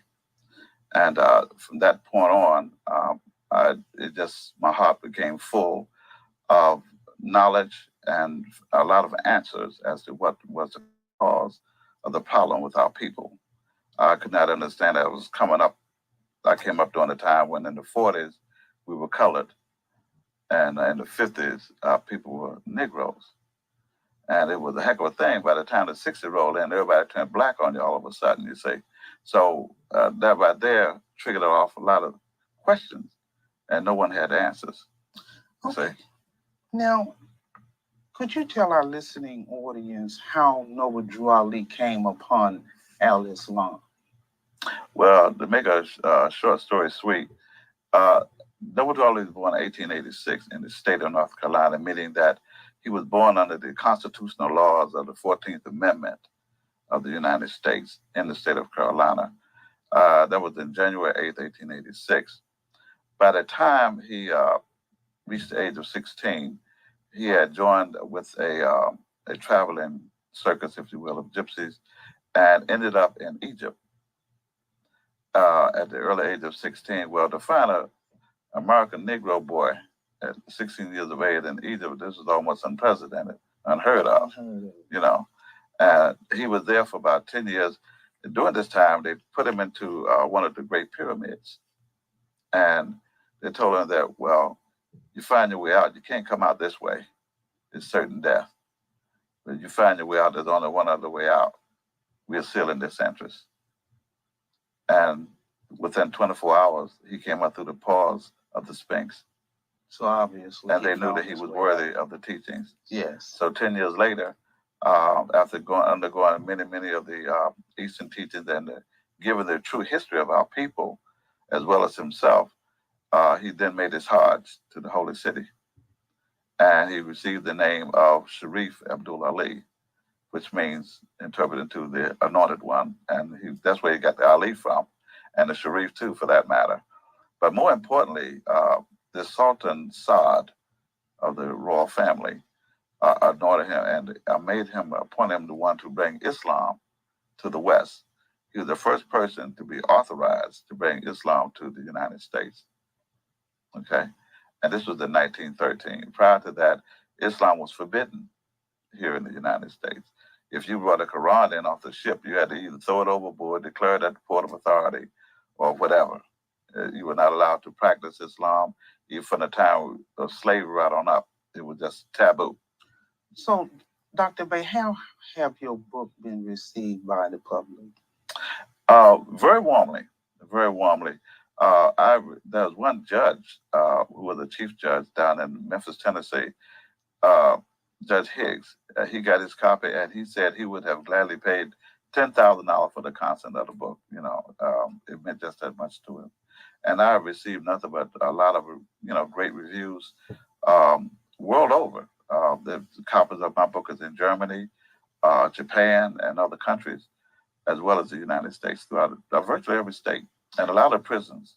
Now, I noticed that your book harps on nationality real strong. So why is it so important that Blacks or African Americans connect with this nationality theme in your book? Oh, Brother Bilal, let me tell you the real horror story. I hope you're ready for this, because a lot of people don't know. Okay. I found out, and this is what my book is really dedicated to. Noble Raleigh came to let us know as a people that we are, in fact, a nation of people. Well, this is something that's unheard of also, because Negroes can never make a nation. Colored people don't make nations. Black people can't get along, and African American can't stand neither one of the three. Okay? So this is to say that the whole Willie Lynch theory is in full effect. Our people were declared as property under the 3/5 clause of the United States Constitution early on in Article 1. The Western Freemasons that founded the United States, the European Masons, George Washington, Thomas Jefferson, and the like, they declared us as 3/5 of a person. And then they attached the name of who were formerly African nationals. There was governments and kingdoms and countries all up and down the West Coast and Southwest, North and Southwest Africa that this people was taken from. Well, once they was broken, the will was broken, and it was brought here, and they were called slaves, then they were given slave names. Well, once you got a dog in your yard on your chain eating your food, you call them what you want to. Good Spot, Fido. Yes. And so that's what they did. They called their property what they wanted to. Negro, black, colored. But these are not national identities. There's no such thing as a colored land or a Negro flag or none of that stuff, okay? So what, in essence, what you're saying is that there has been some serious consequences in regards to African Americans or Blacks or Negroes or colored in regards to their nationality being taken from them. Consequences is an understatement. In fact, to tell you the truth, Drew Ali, he asked a question and says, in reality, what is a Negro? He said, a Negro is a full-legged animal. This picture right here, I have on my website, www.7sealspublications.com. And what it does, it shows you a beast. It's a man, maybe. No, you never ask the question who when you see this picture, do you? So that is horrible. Thing, ain't it? That is horrible. Make you wonder, don't it? Yes, sir. Well, that's the same thing other nations say about the Negro to this day. What is wrong with you? Where'd you come from? What's wrong? Why don't you belong somewhere? Okay? Because Negroes are not an identity. Okay? All Negroes, African Americans and blacks, are a man-made people. God never made no black people. You can't find no Negroes in Africa to this day. There's no Negro land, no colored land. But okay. for people in this here country to band together and try to find some substance in terms of nationality, how would we go about that? How do we bring the Crips and the Bloods together and let them know that nationality is important? How do we bridge that gap? Well, for one thing, you have to show them the importance of what it is that they do not have. Give them everything. For example, the Crips, the Blood, they're all over the country in different organizations and entities throughout every urban area. But the truth of the matter is, who turf did it really own? It's not They there. have no sovereign power at all. They don't own a thing. Okay? No Negro own anything. And Katrina is a good example of that. Absolutely. Okay? They own nothing. They will quickly call you an alien. No, what was the word to call people in Katrina? Refugees. The refugees. Well, a refugee is an alien. Yes. Okay, then you're not talking about someone indigenous to the land. All right? Well, the Bloods and Crips, what they've got to learn, as well as all other groups, organizations, from the NAACP, the Moorish Science Temple, it doesn't matter where you are. You've got to come together and realize one thing. Without a proper identity and a nation, you're nothing. Well, how do we as a people get that identity? How do we get that nationality? Of course, when you try to leave the United States of America, you have to have a passport. And the passport designates you a nationality. You are an American. So how do we go about that? Well, that's a false image. For example, the 14th Amendment declared all persons born or naturalized are subject to the jurisdiction are hereby citizens. So all Negroes assume that we's free. We citizens now, master, right? Nothing will be further from the truth. You can't make a Negro into a citizen. Read the Dred Scott decision. Okay? It's not there. They do not have the criteria to muster those ingredients that it takes to be a citizen. You must, first of all, to be a citizen, you got to have a national origin. Okay? So to say that we are Moorish American means that we are connecting ourselves with the roots of our forefathers and our indigenous status in our present concern. So this is our true identity, not just here, but throughout the Atlantic Islands, Central America, Canada, everywhere. Okay. Now, for our listening audience, could you give us an operational definition of Moorish? Yeah, Moors, actually, you want to go back to the ancient Moabites, which, in other words, you probably know it better as dealing with the land of Lemuria, before the great earthquake. And where is that situated? Separated the great continental divide, as we call it. In Christianity, they call it the flood. The flood. The flood is sort of off, timetable sort of off balance a little bit there, okay? Because if they had a flood and the pyramids were built there, but none of them ever got wet. Sort of hard to explain that kind of a flood. But it's actually a symbolic thing to go back to the great continental divide, the great earthquake that separated the seven seas or the seven continents. Okay. And we're going back to that part, which means that we're talking about the fall of man, when man fell from his conscious state, where his will was very much in harmony with the will of the universal order of things. Okay, but now the word Moorish, Moor, which was an area, La Moria, which was an area where? In the first civilization. In the first civilization. Right. When we first decided we wanted to occupy and inhabit this planet. On what continent? The whole thing. The whole thing. The whole thing. Well, Yeah, it was known as Asia. Okay. The entire landmass, which means earthbound. Okay. But we could, at that time, we was more God than human. So we could go and come back and go and travel at will. See, there's 3/5 to all people that's created. Okay. You got the spirit, the soul, and the body. But then you have your nationality and you have your divine creed. Those are the 5/5 together. The last two are the things they took away: your nationality and your divine creed. Okay. Now, I know also with this in nationality is connected a sovereignty. Now, could you explain that? You hear that word a lot around here lately. A sovereignty is the power that a government has or a country has to rule itself, to be independent, and to supply its own will. You can have individual sovereignty, which is sort of personal. With, for example, the garment that you have on, you claim sovereign powers over Absolutely. over the dress, the garment you have on. Yes. Okay. Well, that's a common sense of sovereign power. But if you want to look at it from a government point of view, a standpoint, or a nation, then your sovereignty is who it is that have jurisdiction over you. Okay, your constitution, your charter, your flags. We have the flags here. Those things that come together to formulate a government or a nation, then that has sovereign power. And you can change citizenship underneath that power. For example, you may be from Ghana. I may be from Hungary somewhere.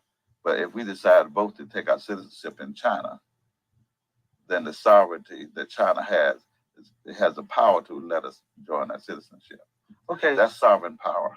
So now we have a nationality and we have sovereignty. So where do we go from there? Becoming a nation of people. For one thing, we are, as a people, there's 60 million of us here. 60 million. Okay? If you want to look at it from a technical point of view, we got 11 million single moms. So now, if I'm thinking right, this here sovereignty is not necessarily control over any physical land, but control over the mind and the hearts and the way you treat your. No, sovereignty is best kept at the power of the land. It's best kept that way because it's understood more greater. When you talk about sovereignty of the mind, that's a whole nother level. That's okay. You're talking about resurrection then, and that's another ball game. So my next question: sovereignty over what land? Where? Okay. Yes. For one thing, Drew Ali said, and this is in honor of this great occasion, Drew Ali said that we were home. We don't have to go nowhere. If anything, it's the Europeans themselves that's 300 miles from home, 3,000 miles from home, that is, and it has to tread some water. But what we're mostly concerned is the fact that our forefathers are the first ones to inhabit and civilize this continent where we now, right here. In fact, California was named after one of the Moorish queens from days back in the day. Okay, so Drew Ali said that the earth mounds that's all up and down the Mississippi, right? The basalt heads that's found throughout Mexico, along with the ascots and the pyramids and everything, we've been here. So now, so we actually own the land, right? So we buy a bunch of land. No, it's given to us, or we take it. Which one? Have you say take it? Do you know what you look like with a cap pistol stand in the middle of a missile silo? You ain't taking a jacket, right? Very strange. No, quite the contrary. The land is yours by inheritance. Okay, your forefathers actually occupied and left their symbols here for you to gain by. But if you don't come as a people, then you can't. For example, you got the Pequot tribe up in Connecticut. Yeah, they have the world's largest casino up there, the Fox thing, whatever. Well, there's only about 500 of them, but yet they're a nation of people. Okay, It's true. but it's only they will pay you $1 million and give you a home and everything if you prove you got some Pequot blood in you. I think I better check my record. But anyway, that is to say that if you can get that much, and the United States have to acknowledge all sovereignties of every national. In other words, you got the Seminoles. Okay, they received reparations. Many other people have received reparations once they under their own true free national name. Okay, that's the only way they can get it. The Seminoles, since I'm speaking about them, they had received the reparations, but just for the United States gave it to us. So wait a minute, they happened to look down the list and saw some black Seminoles there. Yes. And the United States knows that they make all black people. So wait a minute, said no, we can't give you no money, no land for that. Said because there was no black Seminoles amongst you when we took over what we did some wrong to you. So they had to get rid of the black Seminoles from out of the entire Seminole Nation, and then they got the reparation. Okay. Now, because the blacks are only made right here in the United States. Yes, I know that in the prisons of America, that the Moorish Science Temple is making some inroads. What is it that prisoners need to do to try to fight for some sovereignty behind the walls? Well, for one thing, I want to answer that question in a twofold manner. First of all, I'm not representing the Moorish Science Temple. I got my teaching there early on. Okay. Right now, I'm representing us, the Moorish American, as a nation of people. There's quite a difference. The Moorish Science Temple is a religious organization. Organization that's under the confines of the United States. Okay. The Moorish American is an independent nation of people. Okay. We came into existence in 1865, so I want to establish that. Okay. Now we're going to the prison system. Okay. Now, as far as the prison and the sovereignty is concerned, look at the 13th Amendment. It says that slavery should be abolished except for those who are duly convicted of a crime. Okay. And so everybody assumed, well, great. But the truth of the matter is that you cannot duly convict properly of a crime, which is a Negro. That's the name that was given to property. So they abolished this name when you abolish the system of slavery. Out with the slave name, the slave masters, the institution of slavery, the whole nine. It was gone. Yeah. So what's it doing back in the 14th Amendment under the word person, which means commercial property, according to law? Right. Okay. So for those who are on lockdown, and I'm not trying to get the hair up and everything, but the truth of the matter is that all of those brothers and sisters that's on lockdown right now that has not been duly convicted of a crime, they can come out once the Moorish government is in place. Okay? Once we become a nation of people, then represent third-party custody, then we can claim our own people, say they belong to us. They have not done no crimes here, give them here.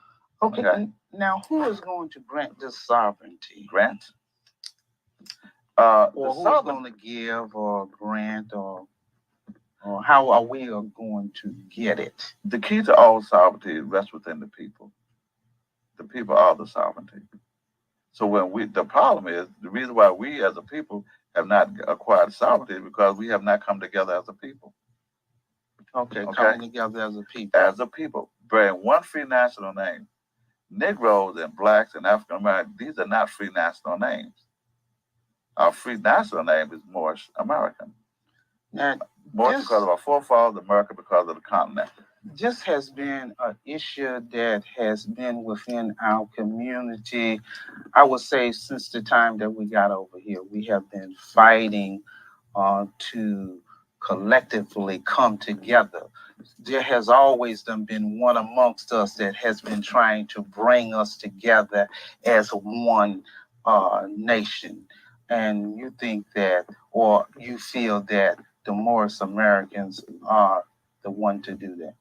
Yeah, no nation, for example, every nation on the planet is one family bearing one free national name.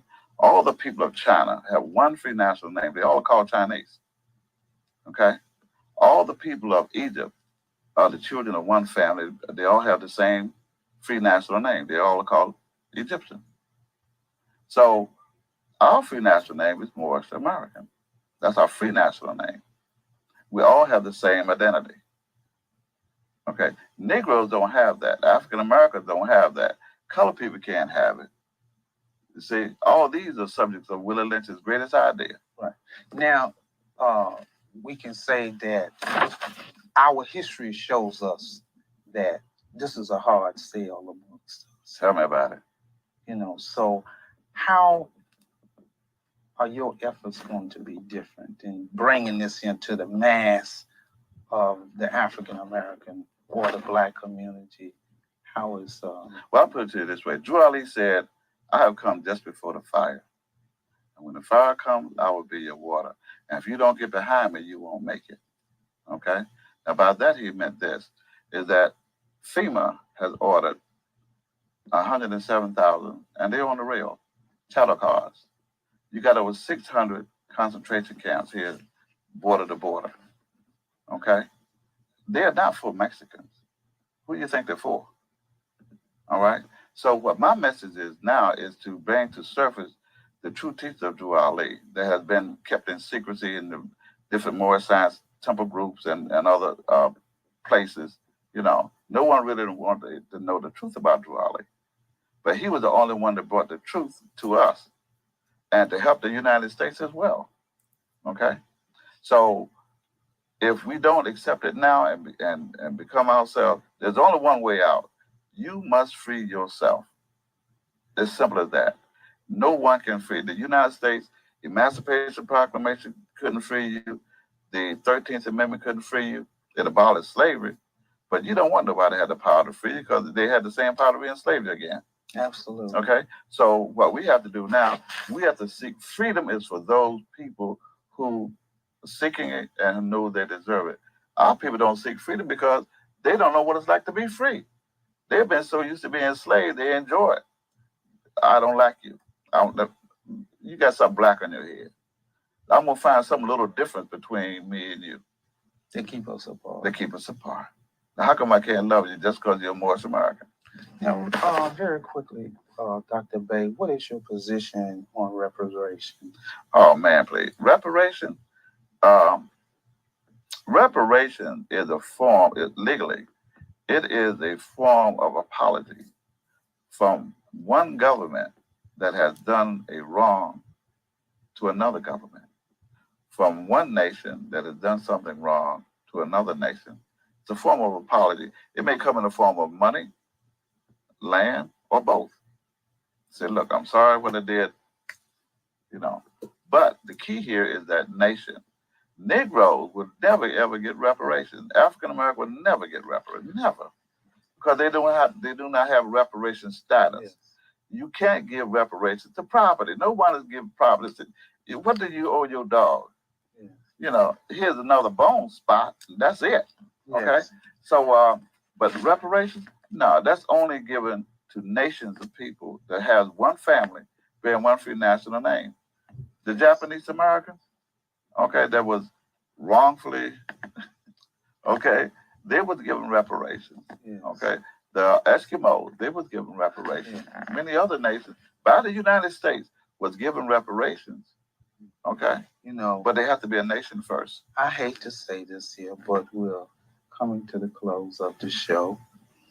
And very quickly, why should people buy your book? My book, here, outside of the Great Quran of Muhammad, yes, it's called the Book of Fire. Okay. Because it was the last book of truth. Well, that concludes this year. I want to give thanks to Dr. Pleasant Bay and the guests today. Invite our viewers to continue to watch Islam in America. I want to give thanks to Darrell Smith Bay and the Moorish Science Temple of America, Institution of Missionary number 3. Next, all right, family. Islam, its origin, and its all is well, family. So yeah, you know, you heard it straight from the mouth of the grand man, one of the greatest master teachers, you know, to teach, you know, in this new era and time. You know, so when it comes to that special aspect, you know, that's right, Jay, he breaking it down simple and plain, brother. He breaking it down simple and plain, you know, and that's that's the greatest way that we can give it to our family. So if you there, Jay, you want to come on here, brother, you more than welcome. Any of our family that want to come on the panel, and we can draw. So yeah, that's what it is, family. When it come down to dealing with that question, who made you? It don't get no plainer than that. You know what I mean? And so this ain't got nothing to do with your religion. You see, it ain't got nothing to do with what you call yourself. If you Hebrew, or if you, Muslim, or if you, none of that got nothing to do with what we talking about when we talk about, knowing your nationality. So that's the key. Knowing who made you. We know that we weren't made in some type of lab or something like that, right there. We ain't no lab rats. We know that we the most ancient people and antiquated people to ever be on this planet. We know for a fact that we are indigenous to the planet. Before us, there was none other. You see? And we came with the spirit of the great God Allah in the essence of our being. I don't care what you call him now in this new era and time. You can call him, Yahweh. You can call him Huhi, or Neteru. All the titles you want to put out there. All is well with that. But we talking about the supreme reality that exists within us. Not some spook out there that exists in space and we don't know who he is. We talking about the reality of God as he lives through you. And we know you got them creative capabilities because, like we said, when man casts his seed within the soil of the soul, of the God woman, that's how he produced another soul. So it's the God man and God woman that come together to make this soul, manifest these attributes. But they got to have a decent nature because we more than just a physical body. In our spirit and mind, we have a nationality and divine creed when we come into this thing. And that's what the problem is. Those 3/5 that we've been living with wasn't enough.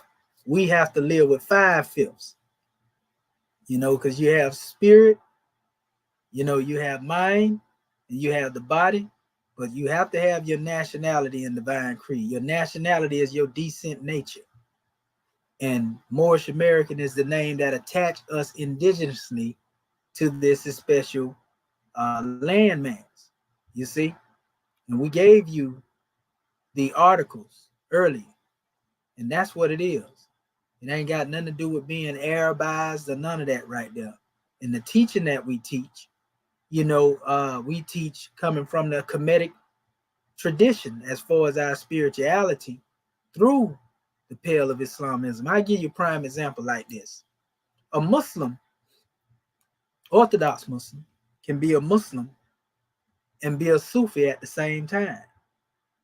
Yet Sufism, is a different vehicle than Islam is. So you have Sufis that are Muslims, you see, and they are Muslim because they just so happen to be a Muslim, but they also follow the Sufi tradition. Or you can have a Muslim that actually go through the process of Buddhism. You see, that don't change his religion because Buddhism is not a religious aspect. So there are always what we call lofty teachings, or elevated teachings, a part of each culture that transcend the doctrine. In other words, there's an inner meaning or inner teaching that's being taught at all degrees of every teaching that you can think of, family. So that's why we honor Kemet as Moors as our lofty teaching. Noble Drew Ali came back in an Egyptian adept master. You heard the brother give the history. So we honor Kemet as our Buddhism. We honor Kemet as our Hinduism, because Hinduism and Buddhism, outside of a religious aspect, they don't really claim themselves to be religion. They just spiritual systems, just like Sufism. There are a couple of more that we can name. So many different forms of these teachings. They got different tarikats. In Al-Islam, they call it tasawwuf. So that's why we draw as we do. Our teaching is Islamism. The teachings of Islamism to us represent a universal core of knowledge, because Islamism represents peace. You see, but we're not trying to push any particular religious teaching on anybody. We draw from the good of all of the masterminds that came. That's the approach that we take. If it's something good for the upliftment of the soul, upliftment of the spirit, and so forth and so on, then it's good for the people as far as we're concerned. You see? So that's the measure. So what I'm going to do, I want to share something real quick.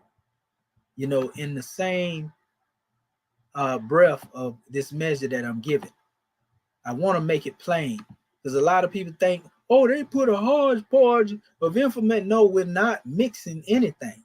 We're simply drawing from the principles of universality and honoring all the truths that came. And we recognize also that the truths that came, all of them came out of Kemet. You see, every last one of them, you can find the teachings of every doctrine in Kemet. Oh, our brothers say, why Kemet and not Olmec though? Well, the key is the Olmec civilization came also as an extension of those ancient civilizations of Africa. You see, it's nothing against the Olmec civilization, because we draw from that too, my brother. We draw from the Olmec. That's what I'm saying. We draw from it all. You know what I mean? Olmec is also Old Mecca. In all actuality, this is where they even come up with the term Mexian, Olmexum. You see, so there's a connect there. So it's nothing against the Olmecs. We draw from that too. That's us. You know what I mean? It's just that everything historically, when they go into the records and they trace everything back to ancient times, when they trace these things back to the ancient times, family, everybody go to the pyramids to measure what it is they have in the modern time. That's just the way scientists do it. You know, they don't go to the pyramid, the Olmecs, maybe to deal with things over here in the West, but they don't go to the Olmec doctrine when they deal with ancient civilization. It's because of the records that were kept by Kemet. You don't find a lot of the records, you know, in the papyri as extensive, you know, in the Olmec civilization as you do in the Kemetic civilization. Okay, we got the brother united through life struggles on here. Peace and love, brother. What's the drawing with your grand man? Peace, brother. Peace. Peace and love. I just like to say thanks for what you're doing, man. Spreading the knowledge, staying consistent, bringing it out to us. But I just had a question. Yes, sir. Okay. Now, we reading the literature and understanding the position we in now. Right. Like, what's the proper steps? I know back in the day they had the Moorish Science Temple website with giving out the nationality cards and the declarations. What's the proper steps of correcting your status and moving forward in this society? Proclaiming yourself before the government in which you live. And that's what our people dropped the ball at. You know, Prophet Noble Drew Ali said this, right? He said May 1st, 1916, he said he established what we call the Moorish Divine and National Movement. So that's the first time he actually used the name Moorish outside of the Canaanite temple. You know, this was like 3 years after he had established the Canaanite temple in all actuality, 1913. So when he came forth with the degree of Moorish Divine and National Movement, he said it was established for the purpose of the uniting of the Asiatic states. And he said prior to that, in this same paragraph, that he had founded the Moorish Science Temple of America for the purpose of teaching our people to be better citizens. And that was under that particular body at that time. But he didn't intend that we just stay an organization. His intent, he stated in his oral statements that he was going to lead a European here long enough to teach the Moors how to run a government. And so being that our chairman was part of the temple, and he was a part of that history, he was actually taught by the wives of Prophet Noble Drew Ali directly. He was taught by the adepts that was taught directly by Prophet Noble Drew Ali, made an adept by them. So he got it straight from the source. And so he took care of them sisters in their old age. They was in his boarding house living with him, you know, and a couple of other Moors like Clifford Jackson Bay. But I said all that to say this. He understood that we wasn't going to get nowhere just being an organization. So he followed the instruction of the prophet, where the prophet said he was going to lead the European here to teach the Moors, long enough to teach the Moors how to run a government. And he went out to build a Moorish American government. You know, and when you build government, governments govern organizations. We can have a whole bunch of organizations, you know, coming up under a government, but you can never have a government being subject to organizations. And so proclaiming yourself before the government in which you live, bringing your talents, my brother, uniting, getting together, rolling up your sleeves, you know, establishing consulates in the territory where you are, you know, opening up, you know, orders of business, so to speak, you know, and working together. That's the step that we are able to demonstrate, you know, and it was asked to us because everything that we have was accepted by the United Nations. Our flag, our grand national seal, our grand national emblem, all of that was accepted. And they say, y'all got everything it is that take to be a nation. And they told us, go get your men, women, and children, you know, and formulate yourself a government. That's what they told us. We've been doing that work, you know, since 2007. And a lot of the brothers that you see in these different organizations out here that was that's building these things, talking about status correction, a lot of them brothers was there with the chairman, bro, at the time when this was stated at the United Nations in New York. They was there. And a lot of them chose to break off because they didn't want to do the work that it takes to build a nation. You know, they want things to be built already there for them. They don't understand. The more you, if you're trying to build a pyramid, you can't build a pyramid, you know, by putting the brick in and pulling the bricks out. You see, so the more you pull the brick out, you know, you're taking away from the structure. And I liken to pulling bricks out of the structure to those who was part of building this demonstration that pulled back because they want to create other entities and further divide our people and fleece them by taking money from them, by taking people talking about they can naturalize and nationalize them. And I'm going to give you this for status correction. Brothers getting locked up, sisters getting locked up, losing their families, and none of them people being there for them. You know what I mean? These are the types of things that have been going on. And that's why people start looking at the Moorish movement negatively, because they're doing things the wrong way instead of building a nation. Go ahead, brother. I just wanted to make that clear. Yeah, I fully understand what you're saying. And like I kind of been a victim of all that, you know, website and paying for this and that. So like I say, I still have my declaration and my status, everything printed off. But I'm like my question, you answered it, but I don't know if you fully answered it, and I don't know if it's the platform for you to answer it. But oh no, as far brother, as dealing, like me going out right now and not being subject to the jurisdiction of the United States and their policies and statutes and stuff, like how do I not be a part of that, not be subject to that?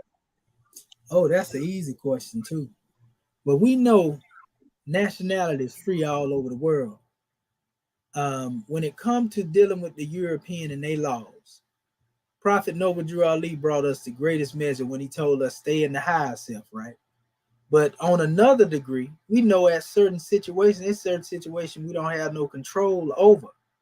And the law, you know, at that special aspect, you know, from a divine standpoint is what govern all events.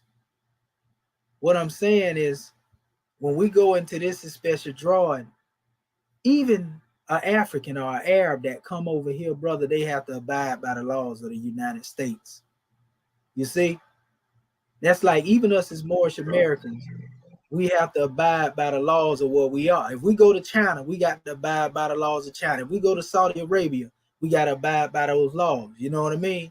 So the thing is that once we become a full nation of people now, and we are going beyond what we say an embryo state, because we're in an embryo state right now. Once we fully unfold into being what we call a nation state, and that will happen. Sudan and a few countries in Africa had gained their independence not so long ago. Morocco, not so long gained theirs, and they gained that with the help of some of the Moors that was around that time. Frederick Turner Eyre and the Prince of Peace, who was the teacher of my chairman. You see what I'm saying? And so the key is staying out of harm's way, you know, keeping these lessons on the manifest, bro, and staying prayed up, you know, and keeping yourself connected and grounded to the ancestors.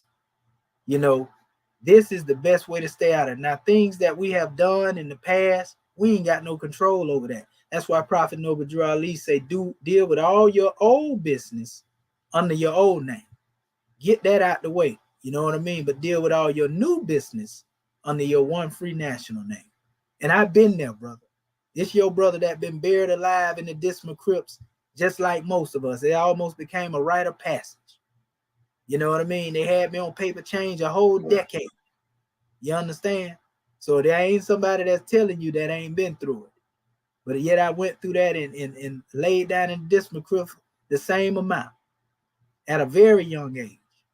You know what I mean? I'm 43 now. I ain't been in no conflict or nothing over 20 years. You know, 20 something more. And so when we go into all those aspects of things, you know, that's all I say to that there, you know, but all you got to do is accept your own, be yourself, man. Proclaim yourself in the only government in which you can live, which is the Moorish American government, bro. And then bring your talents forth, and the great God gonna bless you. You know what I mean? It ain't man that can make you or bless you with anything. It's when we, like it said in the Grand Quran, when we seek to change our condition, and that is within ourselves, then the Most High will change us as well. So he won't change our condition until we change what is in ourselves. You know what I mean? That applies universally. I hope that answers your question, brother. Right. I hear you.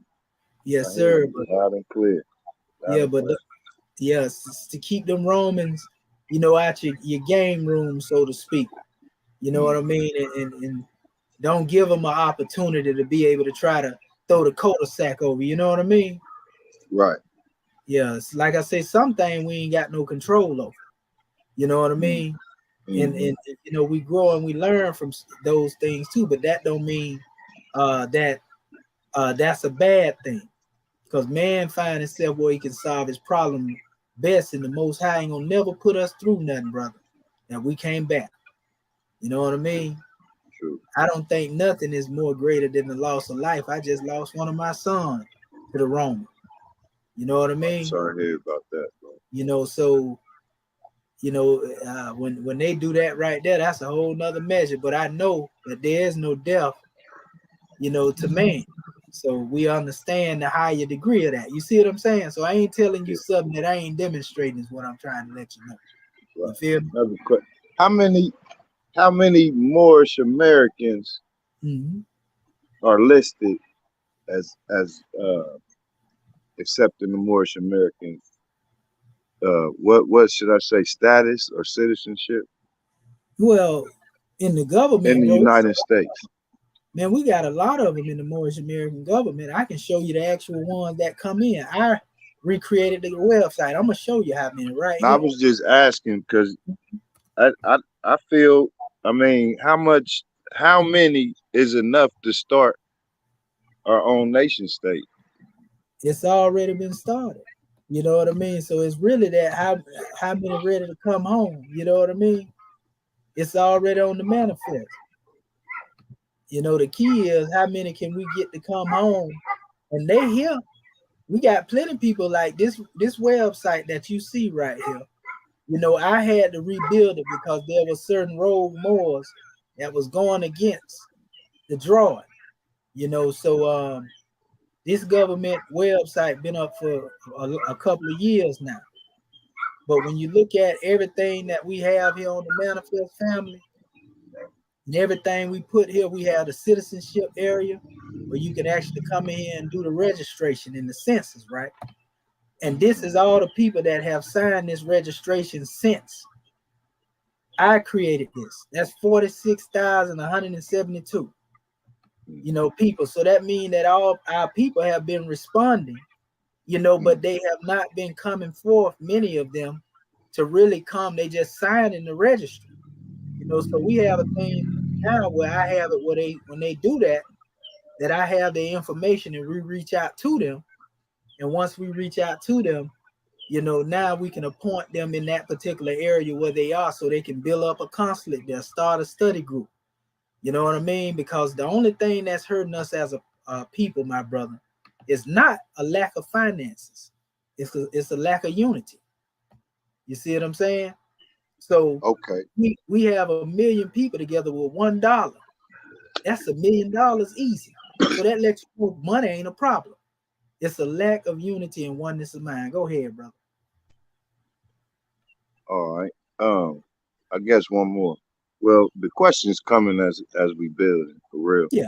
But as far as one of my problems with, joining the temple, I was in Ohio, and it wasn't any temples within like 4 hours of me. And I was trying to see, what could I do to start one? I mean, that was then, but like, as far as joining that government, like you say, networking and getting in it, how could I get the information for myself and to spread and to get others to join? From you? Right. It's right here. Yes, sir. I come as a man of no reputation, but I'm an official of the Moorish American government. I'm part of the administration. So right here, this is the call, and I'm actually getting ready to. I'm finna open up because I'm getting ready to get in the call in a minute. I'm gonna let you and the brother J Bill at 7, close toward it. And I'm gonna come off. After I open up with the laws, and y'all can vibe in here because I want to hear from the brother too. But yeah, this is our conference call. We finna get on now, but this is where you can come. And then we would direct you. And what territory you in, my brother? I'm in Ohio, Cincinnati. Oh yeah, well you up there with our brother. It's Hamilton, but Cincinnati. Yeah, well we got a consul general up there. So we can connect you with that brother Mubasta Bay. You know what I mean? Do you have any school curriculums set up? Because that's what I do. Really, I like coach and mentor kids in my area, and our school system is terrible right now. Like on the state grade, it's like a D and an F level. And then the little chartered Richard Allen school we got is worse than the public school. So our kids is losing right now. We failing. Yeah, well, the Department of Economics, the Departments of Education and Truth, is where we deal with the educational apparatus. And so dealing with that Department of Education and Truth, each consulate throughout the states have that. It's 12 different departments. So that's one of the 12 departments. So the school come from those who have built that school in that consulate. So anything it is that you may want to bring forth, an idea that you may want to bring forth after you get into contact with that brother in the consulate and y'all working together, because he was on something like that too recently. Our brother in Ohio, the consul general there. So once ones come together and they build things properly, because we're not talking about an MST of a temple, a religious corporation. We're talking about a consulate, a part of a government, but we are talking about schools. We're talking about, businesses and all of that right there, family. That is from our own groundwork and our hands-on activity. You see what I'm saying? Yeah, that's so on point. Education and Truth. But yeah, our classes that we have now are 7 days a week. On the conference call, we got Department of, where we got the what we call the State of the Nation address. We have the Department of Education and Truth. You know, we got the Moorish goddesses and queens because our sisters have a voice here as well. You know, we got Department of Herb Health and Healing. We also have what we call a Department of the 12 departments of Moorish America, where we go into those things. And then you have my class, which is on Saturday, you know, which is the Moorish Perspectives. And then Sunday, after, you know, we have a Sunday school class. So we have a teaching, you know, every day of the week and for every purpose. You know what I mean? But our schools are built in the consulates that we are part of. You see? Right. Right. Yes, sir. I understand. Yeah. Yeah, Yes, sir. that sounds real good, man. That's beautiful. I'm Yes, sir. hoping I could be a part of it, man, because I do STEM education, and I got an agriculture thing I do with the kids, teaching Well, them how to farm. we need your talents, brother. Agriculture and farming, that's one of the things Prophet Noble Drew Ali said the Moors is going to have to learn.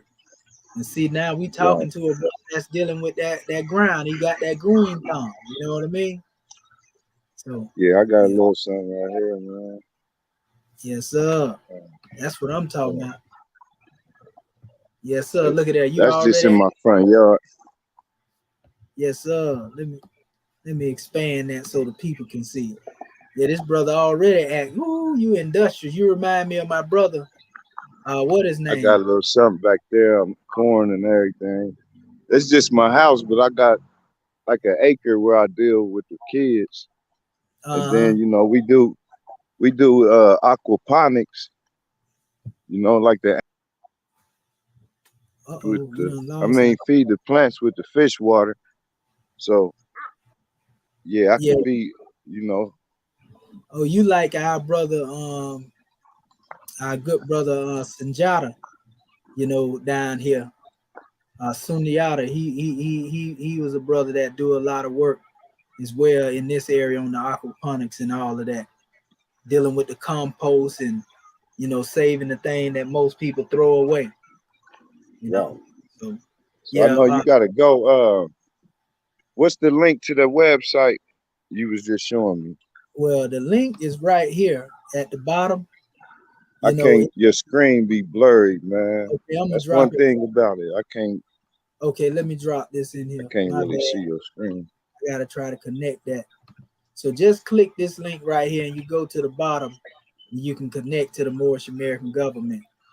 So let me check in real quick. And Brother Jay, if you can, draw with our brother, because I don't want our brother to leave just yet. And I'm gonna read these laws and then I come right back. I'm gonna sit here, but I'm just muting out. Okay. All right. Can anyone hear me? Yes, sir. We hear you. Okay.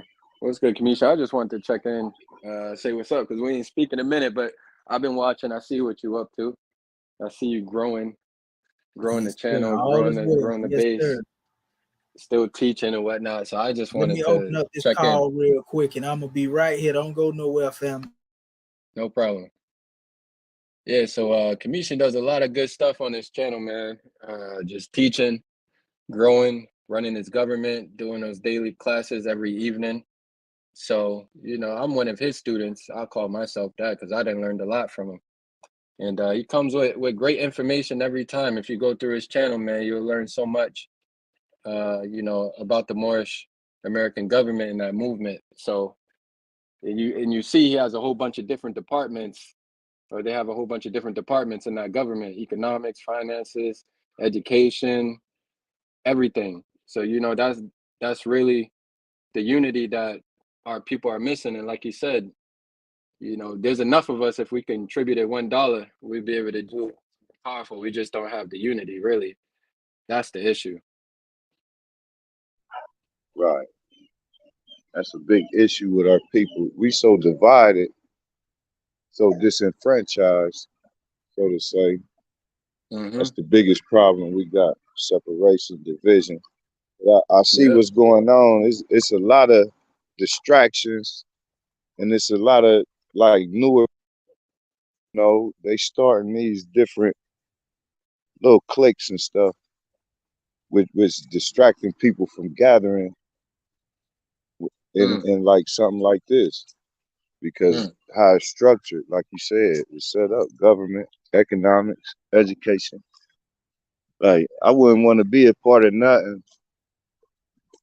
else but something like that. You know what I'm saying?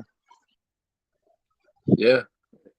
Surprisingly enough, when you preach unity to our people, I didn't seen it in a few different platforms.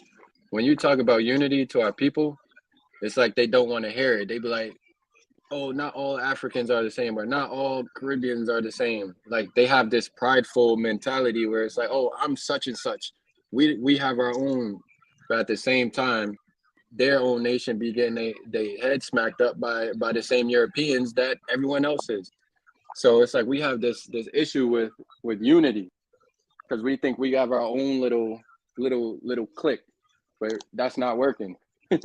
You know what I mean? So we do have to expand Yeah, and unite. yeah, that's part of that distraction, so to say. I was saying, um, they put that out on us. They been putting that out. I think that's what they saw when they came and saw us. They saw we was already beefing in civil war, and they Yep. used that to their advantage. And they Yep. still been running the same playbook, you know. Days. That's right. We still falling for it, but like I say, I mean, just looking at Facebook posts and different stuff, people waking up. That's a But fact. like my journey, it was like, you know, everybody born in the church. Then you hear information, oh, the church ain't right. Then you go here and do this, and you know, go to temples, and you hear it, and you go into RGB and Kemet and all that, and people all over. And I'm this, I'm that. We all truly one people globally. And you know what? Like right now, I'm from the East Coast, but I'm in the Great Lakes area right now. Like you just said, we all one people. Like, I come here completely different place, and we got the same behaviors. Like, these state designations don't really divide us as much as we think that they do. Like, we're still just the same people. We just in different places. Same people though. Yeah, same people. Man, it's crazy. Like I say, it's some agenda out there. Yeah, oh yeah, it's to keep Doing. us divided. I mean, that's the agenda. Like, we don't have no collectivism. We're very individualistic. We want to do everything by ourselves. You know what I mean? We don't have a collective attitude like you see, Vietnamese, Chinese people, wherever they go, they build their Chinatown, they have their own neighborhoods, everything. You know what I mean? We Yeah, don't but we like, don't do that. because even people be like, oh, the Mexicans get. That's because, I mean, you know, if you even different scriptures tell it. We've been divided. My bad, I'm trying to walk away from my dogs. We've been divided and broken up. You know what I mean? And everybody else know who they are, so to say. Yeah. So that's why they still got that unity. China brought up still Yep. cultural. Like, I got a friend from Nepal, and he just had a wedding. His brother-in-law had a wedding. Everybody brought gold as a gift. Mm, You know, mm, in our society, we barely have Thanksgiving and Christmas dinners and stuff together nowadays. yeah. You know, most of these people killing each other from the same blocks, from the same neighborhoods, cousins, And so to say. I was You gonna know, say that. so That's right. we all messed up, man. It's a But mentality thing, man. it's gonna take something like this to organize.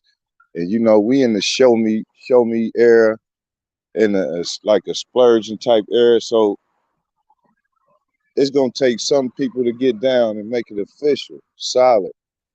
And you And know what? We you got know, we got all the they tools to follow. do it. They gonna have to follow it. We have to Yeah. build a whole stream of followers, because that's what we dealing with. You know, social media put something out, everybody follow it. LeBron did this, everybody clicking on, seeing it. Like that's how the movement got to be. But it's gonna come from some disciplined people putting it out there. Yeah, like you just said, it got to be a movement. So we need people to move. You ain't got no movement without the people bringing that force, that energy. So like you said, there's an awakening going on where, you know, our people are getting this information and wanting to be self-sufficient, govern ourselves instead of being under the European or being Yeah. what's it called, removed from our neighborhoods through gentrification. Right, we got So to we take got some control of our so, lives. so we got the blind leading the blind. We got the suit wearing, boot licking community leaders. Still, you know, everybody looking up to them. They leading us down the hole. Then you got these dudes getting paid to distract us on the Yep. social media platform, leading us down the hole. So it's like the people waking up, they vulnerable, you know what I mean? Like little babies. Like Neo come out the Matrix. He had the body, but he didn't have the mind. The information had to be put in, Right. even who he was. Like that's the greatest. We got people waking up in their minds. The baby's vulnerable. Like if you take a baby, take him in the woods, teach him how to kill, like blood and do that, like that's what he gonna know. But you take another baby and guide it and nurture it in another way, that's what it's gonna Mm-hmm. know.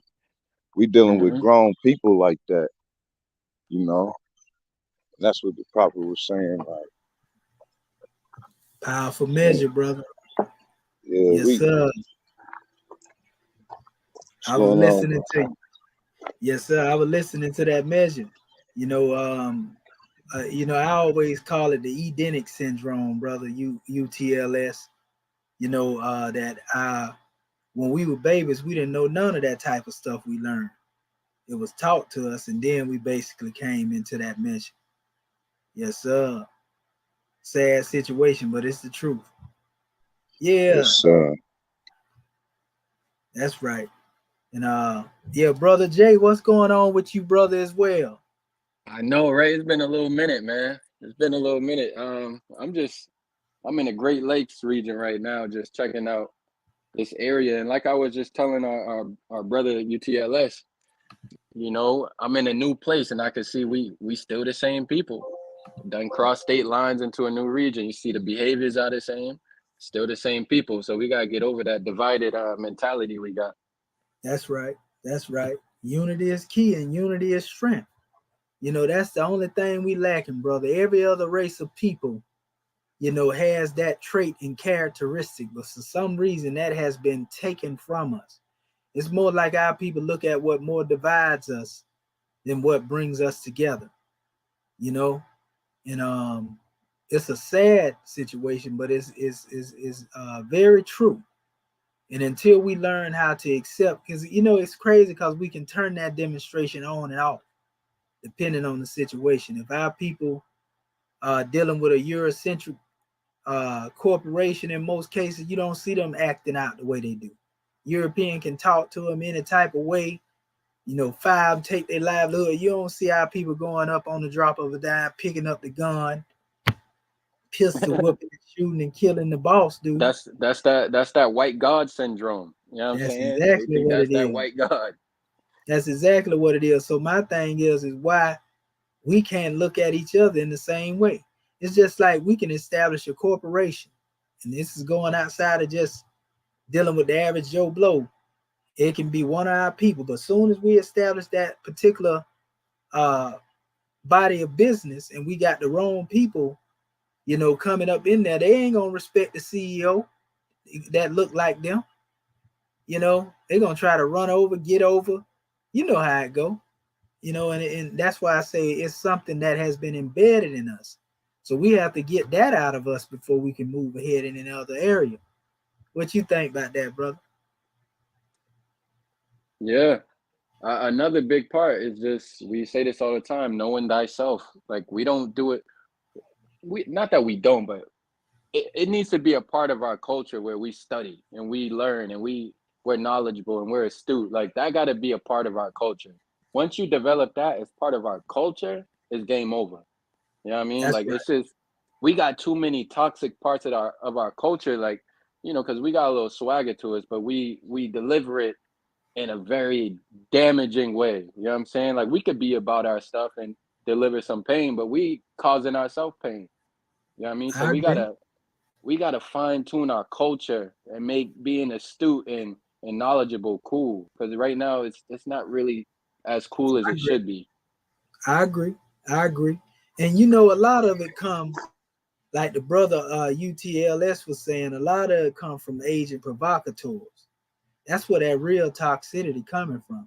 You know, and a lot of the other measures come from those who are passionate about the freedom of our people trying to fight against them agent provocateurs. And so that's why it looked like a big melee, you know, but in all actuality, you know, it's really the fact of the matter, really, it's always been somebody that was willing to be brought, and they can divide and conquer the community. You know what I mean? Just like I was telling our brothers the other day, you know, freedom is not a game to me. I don't like to go back and forth, you know, over information, to be honest with you. You know, and a lot of time when I'm going back and forth with brothers, it's because they done called me out on the information that I'm bringing. I'm trying to unite us.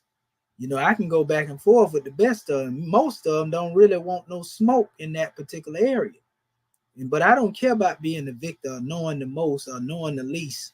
My thing is, have we come to a conclusion of what's going to unite us? Have we come to a conclusion of coming together? Because going back and forth just for the sake of going back and forth ain't going to do nothing for the people. And that's what I try to tell our family.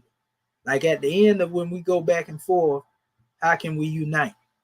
You know? Yes, sir. What you think about that, brother UTLS?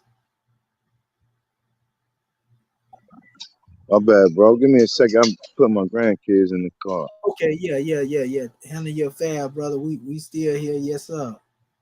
But yeah. Well, what about you, Jay?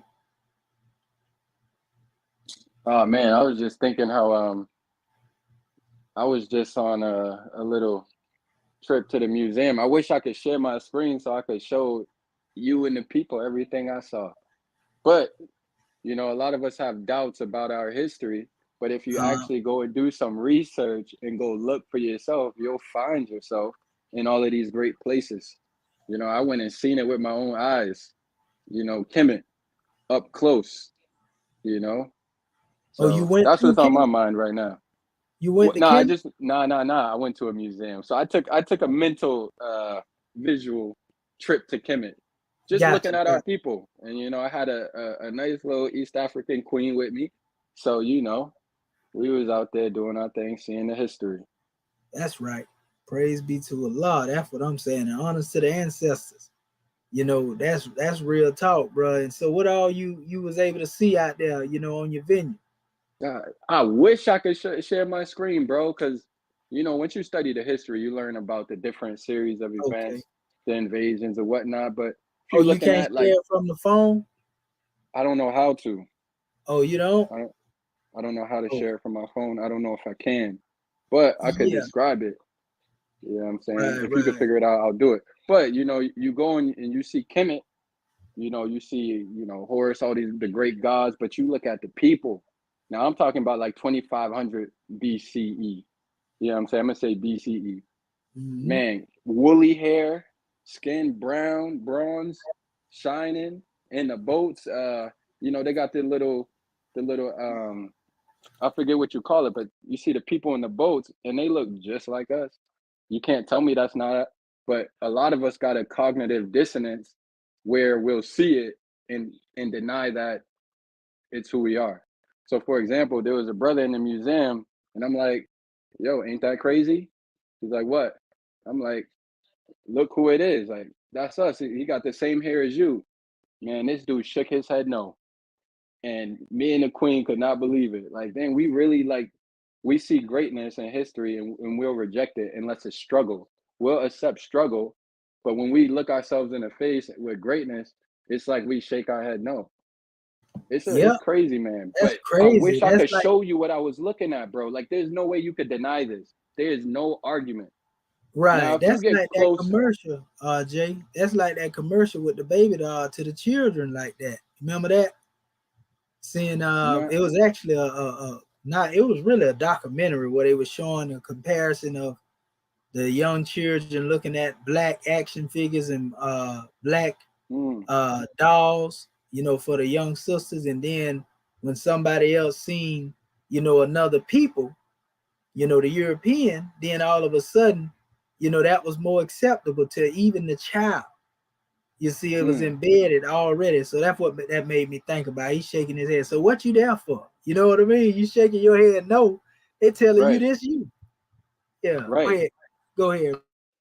Yeah, and like once you get closer to like the Roman or the Greek invasion, you start to see the differences in the people. But that comes with knowing history, right? You got to know the series of events to know what took place, man.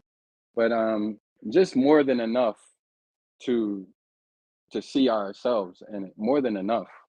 It was very apparent. I was happy I went there with the Queen, so we could both see. And then also there was another sculpture. It was Saint Benedict, and Saint Benedict was they describe him as the a sub-Saharan um, figure, and you see him just pure black skin, just royal, and just being able to stand in front of Saint Benedict, a black representation. I know that makes European people uncomfortable. Like, how dare they have something they could have reverence for, So it's really important that we come into teachings and stories and history that uplift us and not only show us in one light. You know what I mean? Like, we really have a cognitive dissonance when we see us doing our thing, greatness, not struggling, actually thriving. It's like we can't believe it. It's crazy, bro. Like, we be in disbelief seeing ourselves with greatness. We'll tell each other that don't look like that's not us. But you show someone in chains, right? They know, oh, we were slaves. Like, that's all we know about ourselves, slavery. You know what I mean? But the evidence is there, just like you're showing on the screen. It's there, bro. It's literally there. Go to a museum, read a book. It's there. Hey So yeah, Jay, Saint. Yes, sir. hey man, I had experienced kind of the opposite, right? Mm. Like I say, I'm from Ohio. Mm-hmm. My city is 80%, them and the rest us. So they had an exhibit down in Cincinnati, Pharaoh's exhibit. Like, I already had been studying Kemet and everything, so I know already. But Yeah, when yeah, I yeah. went, the exhibit had all fair-skinned mummies on it.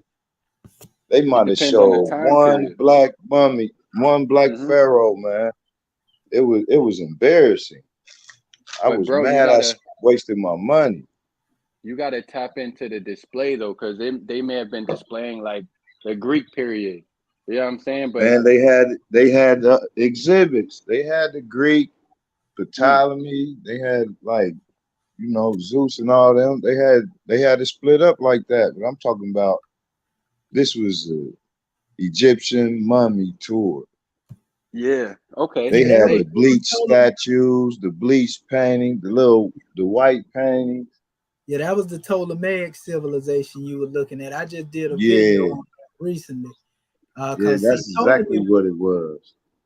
Ptolemy was the fall of Kemet. That was 33rd dynasty. See, that's the real secret of Freemasonry. See, because in Right. the 33rd dynasty is when Alexander the Greek, Yeah. came in.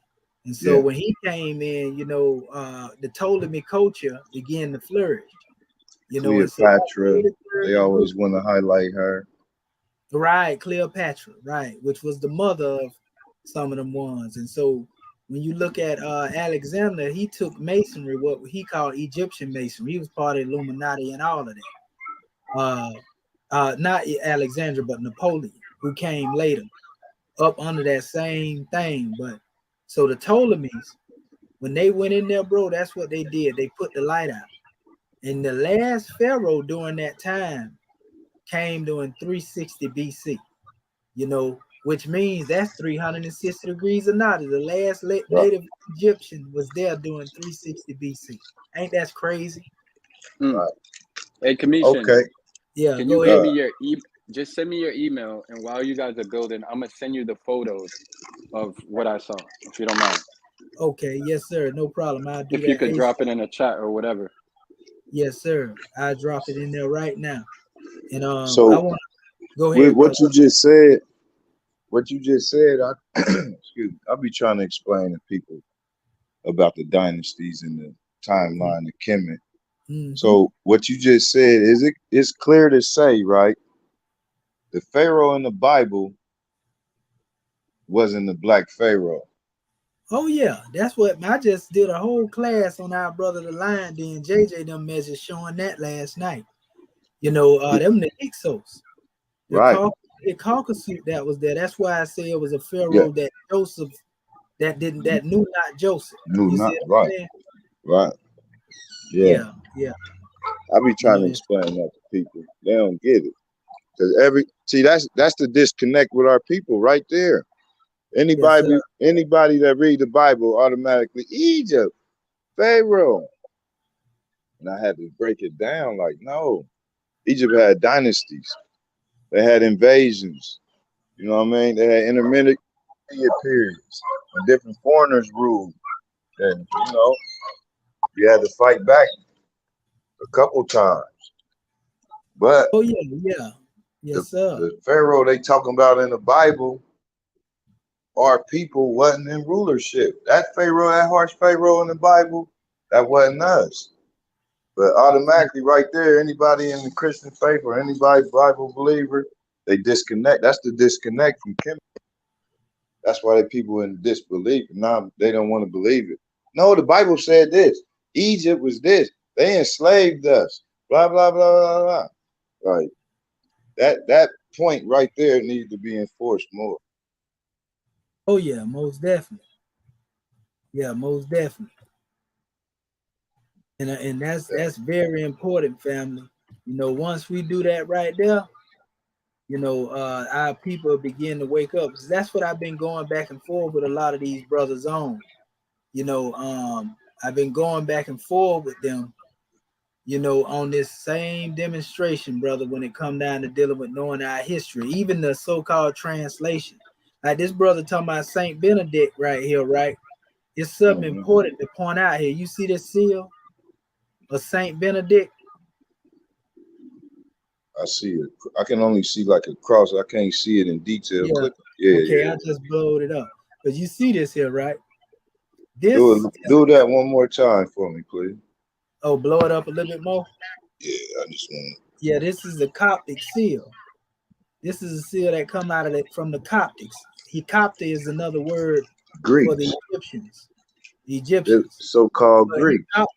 So-called Greek. That's right. That's the real name, you know, of what they call Greek. It comes from our people. So Coptic or Coptic is what a name they get the name Egyptus or Egyptian from. So when they talk about the Coptics, they talk about our people. But this symbol here, you know, that they cross originated from later. I'm gonna show you where it really come from. But I'm gonna show you something that you already know, Prophet Noble Drew Ali. Let me see here. Prophet Noble Drew Ali. What year is Saint Benedict? What year was his reign? Because that seal it's got English on it. Yeah, this brother here. Now that's actually like a Latin version. Latin. Yeah, you know, that's Latin. You know, but let me see. It probably got his history because he know it better than I do. This brother just brought a jewel up here. You know, Benedict the Moor. Okay, it says right here, 1524. You know, we give honors to Jay for that particular information. And see, I know about the aspects of other Moors too. But see, this is look at what it says nationality was. Ethiopia. Yes, sir. But they call him Benedict the Moor. Saint Maurice. That's right. I breed dogs. I got a whole line off of them. Saint Maurice. Yeah, all of them. You know, it's a whole bunch of them, bro. But the term Moor was applied universally, like in the older Bibles. You know, like the Geneva Bible. You know, you'll see them talking about the Moors. They use the term Moor in replacement for Ethiopia. You see what I'm saying? And Right. so you can see it right there. But my thing is, I want to show you this here in my website. This is my other website. It's actually in the government website I showed you earlier. But here it go right here. When you go into these seals, check this out. This is the seal that Prophet Noble Drew Ali brought back to the Moors. He brought it in our flag, our symbols. You know, the quadratic seal is what I'm talking about. See that word say Islamism, the first religious creed? Now in Benedict seal, you see he has You got to four. go up. Hold Oh, up. no. Okay, I was trying to Zoom in for me. All right, I got you. Kind of far back, my bad. Okay. Yeah, so when I zoom all the way in, right, you can see what's in it. And you see we honoring all of the main schools of thought, the four major schools of thought. You see what I'm saying? Right. We were honoring basically every mastermind that come on the manifest to bring the teacher. You know, this is the chart of what we call it, the chart of Islamism. But you see the elements in here. You know, you see wisdom, which speaks out of the highest plane of spirit light. That's the north. You know, you got the air, you got the fire, and the water. Prophet Noble Drew Ali said, after the fire, I will be your water. You know what I mean? So if this is the east over here, you know, and after we come out of the east into the west and enslaved, Prophet Noble Drew Ali represent the water. You know what I mean? That basically doused us out in the west, so to speak. You feel me? And so that was the age of Aquarius. That's right. With all this knowledge that we have and wisdom and understanding now, you know, we call it the age of benevolence because we compare, you know, those signs which are really called Dendera. We compare that to the 12-step ladder, which you're gonna also see in here. In fact, this is our calendar right here. You know, like, you know, this represents the monthly and the yearly expression of our calendar. You know, and the cycles and everything that's expressed there. And so you see the 12-step ladder right here. You know, you see the apparatus. You see up here at the top. This is when we reach this door here, we're going to find ourselves. You know, coming from a state of belief, faith, and the fruition, coming from a lawfully chartered organization into being a nation. You know, that's the pinnacle of wisdom. You know, coming from the state jurisdiction, you know, back into the heights, so to speak. These are the departments I was telling you about earlier, 12 departments. I'm trying to get to that area because we call them the 12 constellational departments. That's the Dendera, for example. Now they have original Dendera, you know, but the old Dendera, the true one that was in the halls of Luxor was replaced with a fake Dendera. Right. You know, in the other pyramid, not the pyramid, but the Temple of Edfu that was built by the Ptolemies. So people need to know the this. Roman got animals on there. Yeah, so when you look at the Ptolemy symbol, you will see Eurocentric expressions making offerings to Heru and all set. And see, we got to expose all that lie. You know what I mean? Yeah, so yeah, we out here teaching the people, bro. We giving it to them. But how true is it that we let them into our different schools of thought and we taught them? Well, the truth of it is, we let them in ancient Kemet and in the modern time in the Moorish culture, because we woke them up. We taught them then. We taught them how to wash and clean themselves. You got a picture of a European woman that was talking about that. She was over there in the Moorish civilization. She was running the history down. The Moors is the ones that taught us how to wash ourselves. This woman from over there, and she was like, they don't want y'all to know that, because if you think that, then you would think, oh, I civilized some things. You know, she was breaking it down. A European woman, bro, was teaching the Moorish history and saying let's slow down for a minute, because I did my genealogy, man. I go back to like 1600s. Okay. And my people was not the Europeans we think. And even Right. on like Moorish art, black nobility art, we always see these peasant type people amongst us or in the backgrounds, or even, you know, European women standing there might be dressed up as like in the harem or what, so to say. But what I'm saying is, I don't think the Greeks or even the Romans was the Europeans we think back Oh then. no, of course. You know, me and you agree on that because you got to remember we indigenous to the planet. The people that was there before them, and his books wrote on that by Europeans. You know what I mean? What they call in Europe today, we was there first. That's no doubt about that. What they call in Greece today, we was there first. Right. You know, but we would call it Etruscans during that The time. We would call it Etruscans. the Attics. Yeah. We would call the Attics as well. You know, I got whole, if you go through my channel, you'll see I did whole bills on that. You know, on the Etruscans, the Kiftihu. So, you know, that's why I say we indigenous to the planet. But I'm speaking on an actual pale-skinned European woman was saying that we civilized them during the Moorish, during the medieval times. You see what I'm saying? Yeah. You know, but what I was saying during the ancient time, though, we let the Hyksos come in amongst us. And we taught them too, and they infiltrated us and overthrowed us then, just like the Moorish culture was overthrown, you know, in the modern time. You see what I'm saying? We taught them the knowledge, and they used that knowledge against us, basically. Like we created firearms. We created that weapon of mass destruction. They were called fire sticks. You see what I'm saying? And then people took it and advanced the technology and used it to oppress us. Right. You see? What So I a lot see of in his, what I see in history is, you know, not to be so racist or whatever, but I just say culturalist. Every time we breed to a different woman or man, then the child come out, and the child is raised under the opposite culture that always come back to bite us in history. Because even Ptolemy, like Alexander, his kids end up coming back because they had the inheritance from the bloodline. Pocahontas, her kids came back because they was all taught by the opposite culture. That's right. And when they come back, now they don't care about our culture because they wasn't raised under our culture. And they have the inheritance or a certain birthright because they bred to us. And that's how all the takeovers, to me, in history happen. Yeah.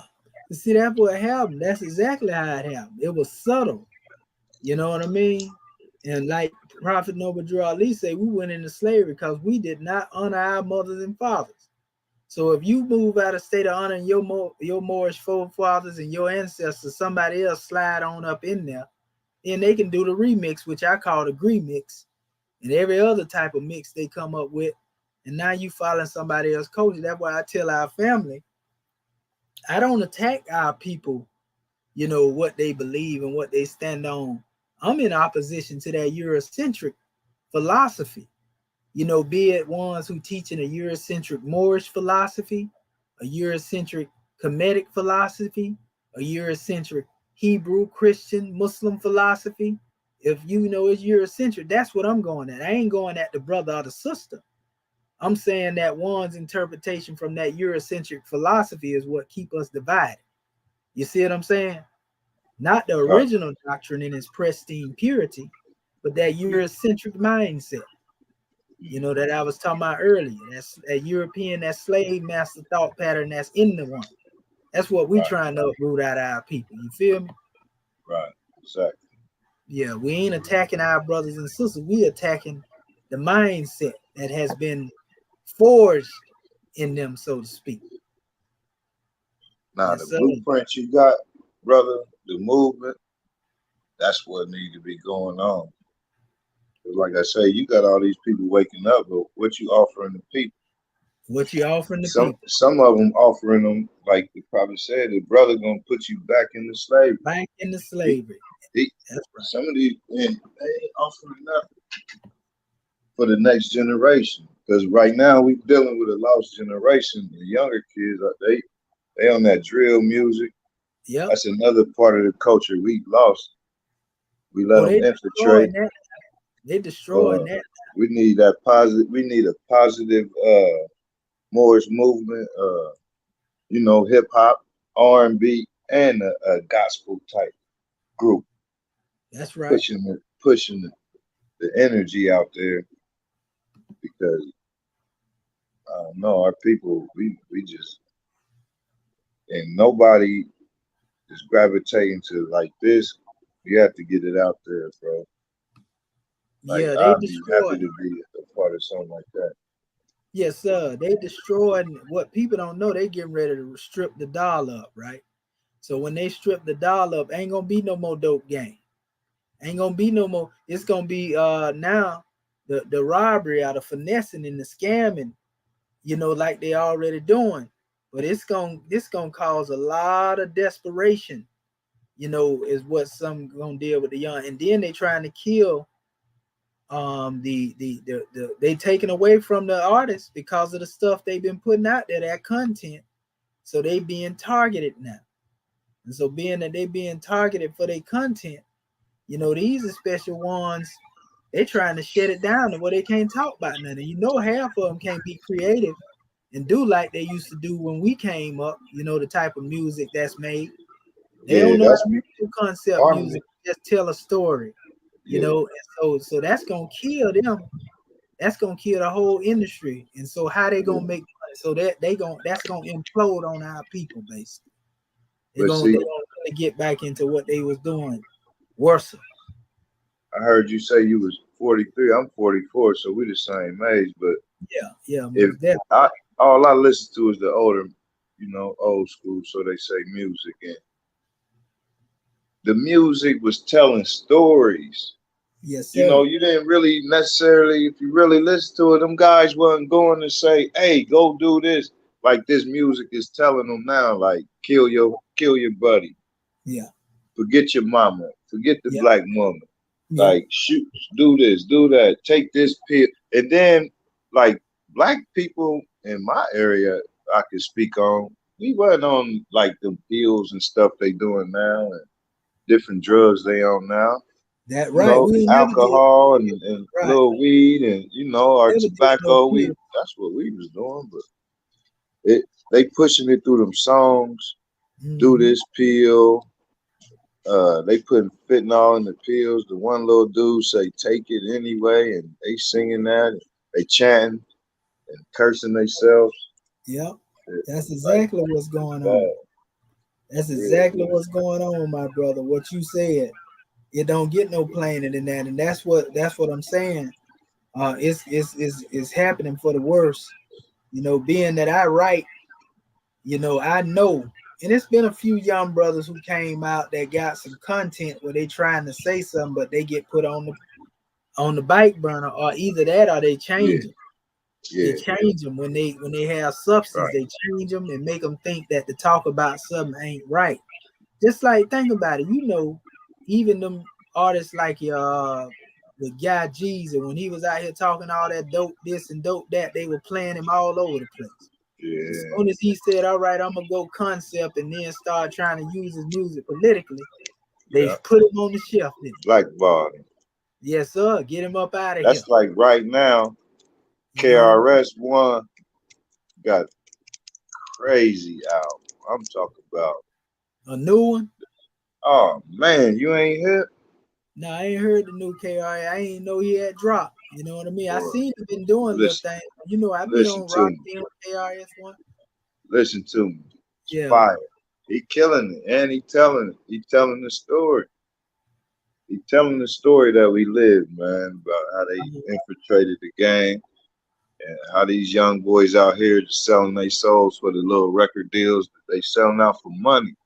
Them dudes Yeah. taking contracts to rap about certain stuff, and they paying. KRS-One probably tapped into their style and But used it and against them you too. see how you ain't. I bet you heard that song with Khaled and Jay-Z. Which song you talking about?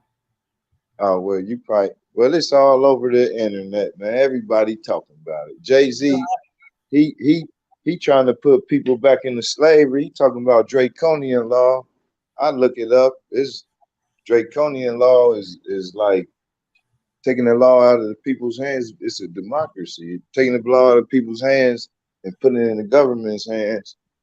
Draconians was like a Roman god and all this, man. Like they Yeah. rocking our people to sleep, bro.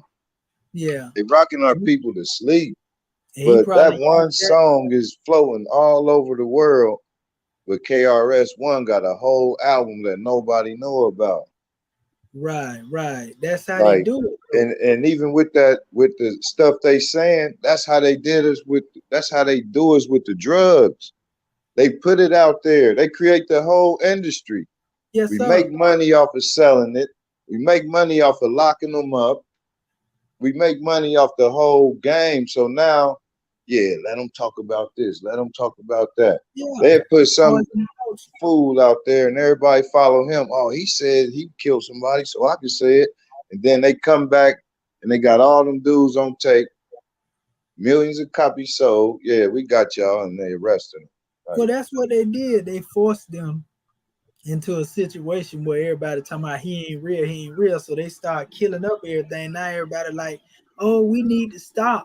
So like now y'all see what it is. When them brothers were just making music in the art form, you know, y'all didn't think that was enough. So now they killing. Now y'all talking about they need to stop. You know, the young generation running around. We need to stop doing this. Yeah, y'all wanted to be real though, huh? Y'all want to kill up something. You want to trap, fall in it. You know.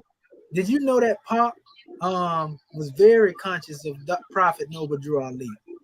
You know, he named Noble, Young Noble in the Outlaws, the last member. He was trying to name him after Noble Drew Ali. He named all the other outlaws as rulers of the world, you know, as dictators. But Noble, Young Noble he was trying to give him the name Noble Drew Ali. You know what I mean? And then I got a thing where I was talking on the same video where I was speaking to that woman speaking about the Moors. I got Park on there. He was talking about the time when we used to be Moors.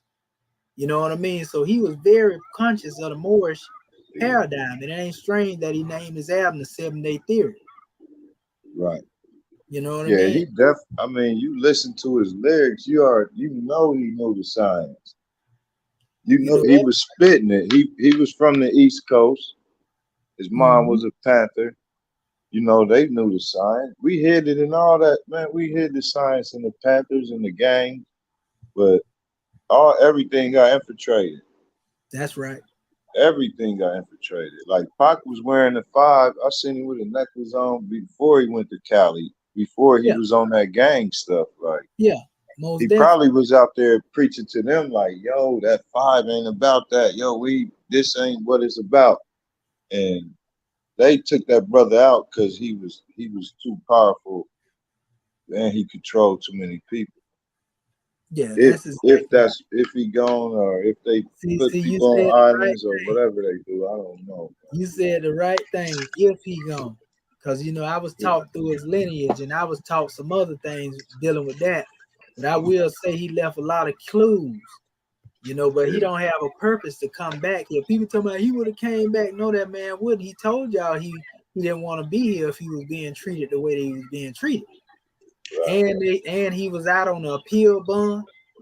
You know what I mean? Yeah, get on up out of here. They trying to kill me. They want to lock me up. I'm gone. You know what I mean? You know, ain't no coming back. You know, just I think like that too, man. Yeah, that's how it is. You know, some of our people now. You know, my God want to be talking about, I want to get up out of here. You know, everybody, my brother, he like, man, I'm about 2 years from now, I'm leaving here. You know what I mean? But on the flip side, them dudes take that contract, man. Like them music deals come with contracts. You can listen, man. When Pac was like, before he was on death row, he was spitting number science, Oh yeah. talking to our people. As soon as he got on death row, he flipped and went gangster thug. I'm gonna kill you, shoot, and oh man, and then you know it was over. Because I think once he wanted the money, he went for the money, signed that contract. Like what Kanye going through. All them dudes going through it. If you watch them, they sign them contracts and find out, oh my God, I'm doing Yeah, this well to the these key people, and when they put you you under know them contracts, and they the key talk. is what Go the ahead. key is, pardon the body, my brother, when they put you under them contracts, what a lot of people don't know, just like when you get people that own their masters, you notice everybody that gained their masters end up getting took out from, Right. you know, Prince to even our sister Feeney. She didn't get took out. They say the people showed up and she was unresponsive. You know, that didn't happen until after she gained the masters over that brother's material. Just like Prince, just like Michael Jackson. You see what I'm saying? Right. So you're right about the contract. And even Pac understood that. He understood that, yeah, them people be pimping you, but how long you gonna let yourself be pimped? Right. That's the key. You know what I See, mean? yeah, oh shoot, one more album. He owed him one more album. And you Yeah. know, you remember when he got out, he did a double album. He might Yeah. have had a 4-album deal. Don't get Well, me wrong, but he actually he had finished them up, but and he was that's trying to the put thing. it out, and they was put him on the back burner, and he was trying to get off. In his interviews, he said, "I'm about to start my own record label." The Yeah. guy you was talking about, Noble and all the Outlaws, was he said, "I'm signing my boys, and I'm Machiavelli doing Records. this, and I'm going to the East Coast and going to grab some boy." He was about to sew the game up, Yeah, and, Machiavelli Records. But what it was, Suge and, knew Pop was an earner, and he was greedy. You know. and he Yeah. knew he wasn't nothing without him. Yeah. Well, nothing without that man. And like you were saying about the Masters, like Mike was about to own half of Sony, the Beatles Masters, his own Masters. I think that would have put him in a position higher than some of these.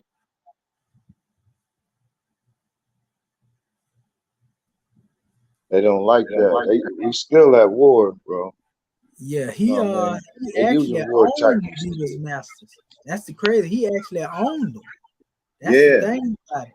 You know, Just and think so about what it'd be worth right now, owning his own Masters. Mike's Masters, do you know how much they worth? Plus the Beatles, plus half of what Sony is worth. Do you know what Mike could be worth? Yeah. Yeah. Plus investments with that type of money and network. Oh my Mike was God. royalty though, international. That man was like a god, literally, to the world. You know what I mean? To all over the outside of here, that man was like really a deity. They got statues of Michael Jackson in them other countries. You know what I mean? Only man that I done seen made straight men faint. You know what I mean? His message too. It'd be the message they don't want out. Like heal the world. Bob Marley, all of a sudden caught cancer. He was healing people from the music, and they know that. That's why they took our music, the hip hop. They seen how Pac could say something and everybody be riding by the police bumping Pac. They was like, what? Yeah, you know what I mean? And people in Africa was playing it, and they said, nah, his voice too big. Nip's voice got too big. And Nip pushing black ownership and cryptocurrency and buying my projects. And no. Yeah, we gotta selling stop too that. many records to say something like that, bro. Hey, but the stuff he was doing, he was stepping on the toe of moguls that exist. He was stepping on the toes of real gangsters, big gangsters. You know, mobsters. You know what I mean? It was outside of his vicinity, something that he didn't even have no knowledge of. You know what I mean? Sinister. But see, even on that, we gotta they doing war tactics, mafia type stuff to our brothers in our faces. That ain't that's how this country was always built. You How know, the can they? That bloodshed, ain't and right. yeah, that's what's going on. They hitting you now, and ones don't know whether or not it was natural or unnatural. Right. They got agents and agent provocateurs to do the job, bro. You know, they got them all over social media, like you said, and I see through a lot of them. You know, Me too. ones that's in the bed with the enemy, getting in here to cause a misdirection and opposition. I want to answer this brother question. Our brother, I think it's Riddler, Chicago. He had a question. He said, how important is nationality cards? Which card is the correct? You know, do you need one with a barcode? Yeah, you know, brother Prophet Noble Drew Ali said that your nationality would grow, your card would grow in your pocket. You know, and in that case, you know, we demonstrate how we grow from being just members of a lawfully chartered organization, the MST of A, into becoming citizens of a government. Now, we had our nationality card out there where Moors could get it, you know, and make them themselves, and they start using it to run up in the court of the European, doing exactly what Prophet Noble Drew Ali said don't do. He said, stop flashing your cards at the European. You see? And the Moors was hard-headed. We gave the Moors, we got passport, we got access to passports. Gave the Moors the knowledge, they took that in the European court and tried to tear it up. You know what I mean? We were doing proclamations. They took that in there. These sovereign citizen Moors, these tricksters, selling snake oil to our people. You know what I mean? So that's where the conflict came in.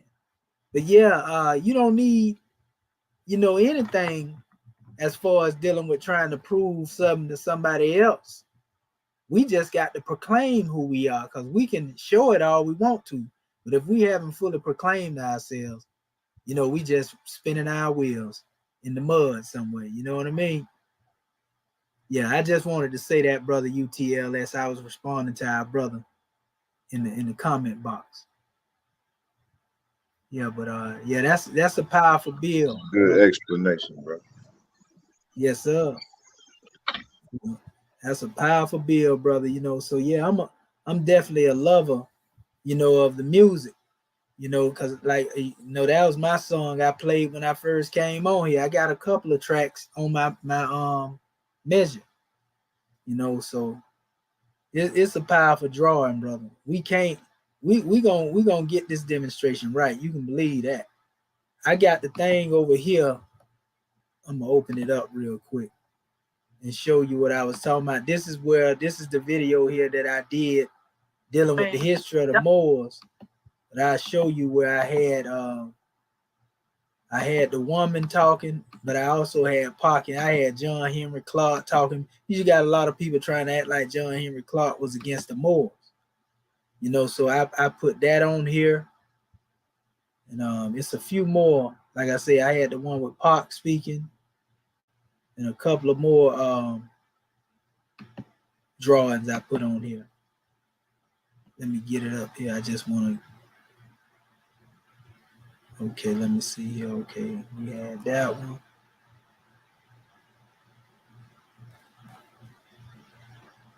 It's dealing with the Moorish nationality there. I had a couple of different scholars on here I put on here. You know, along with Pop. Let me see here. Scroll it over a little bit more. There we go, right there. There you go. Okay.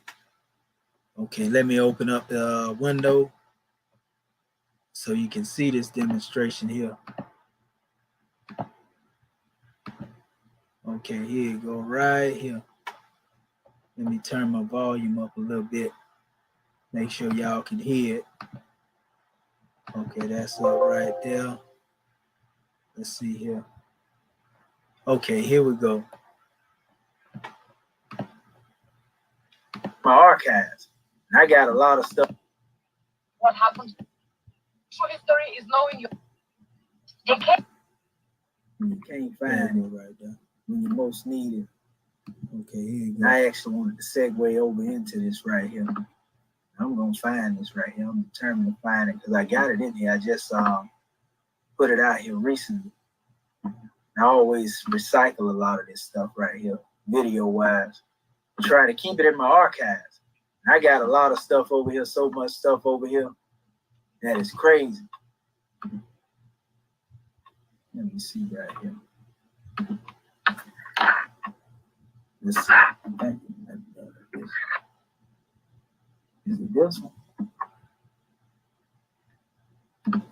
Let me see. Is it this one right here? Yep, there you go, right there. This is the video right here. I found one day. Why? Because when white people came to Africa, they came showing themselves as superior to the black people, digging out things that black people taught them. You know, what we don't have in our history books is that the civilization we have in Europe today was brought to us by black people. Even black people don't know that. Even many, many black people don't know that. They don't know that the Moors, they were West Africans and North Africans and Central Africans that came to Europe and ruled Spain. They brought civilization to us. They showed us how to use soap, how to be clean, how to behave like a decent human being, you know? All these things we didn't know that before the Moors brought civilization to Spain. Did you know that the Moors ruled in Spain for 700 years? Where is that in our history books? It's nowhere to be found. Because why? If you are giving black people that power of having one's rule over white people, wouldn't black people start like kind of questioning, oh, we were once at that point of having such a power in a white man's country over white people. And where are we now? So of course they have to hide that history from you people, because knowing your true history is knowing your true power. And knowing your true power means you break out from that system of racism as much as you can, because you can't. If white people will not stop racism, black people cannot stop being a victim of racism. Okay. That sounds like I'm victimizing a black person, which I don't. The fact is, okay, I've said that before, I've used that example before, but I think it's just the perfect, it sums everything up. Okay, when you see a child that was sexually molested, well, it mustn't even be a sexual molestation. If it was molested, would you walk up to that child and tell the child to stop whining about their molestation, stop crying about what happened to them and move on, because after all, it was 5 years ago.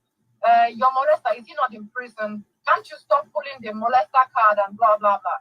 Nobody would do that. No person that has senses would tell a child that was abused or molested to move on or to even go out and fight against what happened to them. No, you will not do that. What you will do is you expect authorities to step up for that child and get justice on that child's behavior. But when it comes to racism, we be all in our feelings like, oh, but I'm not racist. I never owned slaves. My neighbor's cousin is black. I can't be racist. But it's not like that. I've seen white women raising black children, having black husbands, you know, and they are still racist. So you mingling with all the black people in the world is not going to make you less racist. That is just the point. That's because in a society we were not raised to understand what racism really is. Yeah. She goes on. Yeah, so yeah, that's, you know what I mean? She made it plain though, you see what I'm saying? She's that's telling straight her truth.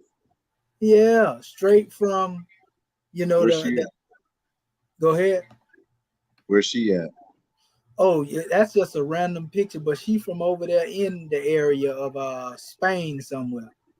That's what I was about to say. Some of them in Spanish downtown, they still had the statues and stuff up there. Yeah. So she walking by it every day. She know.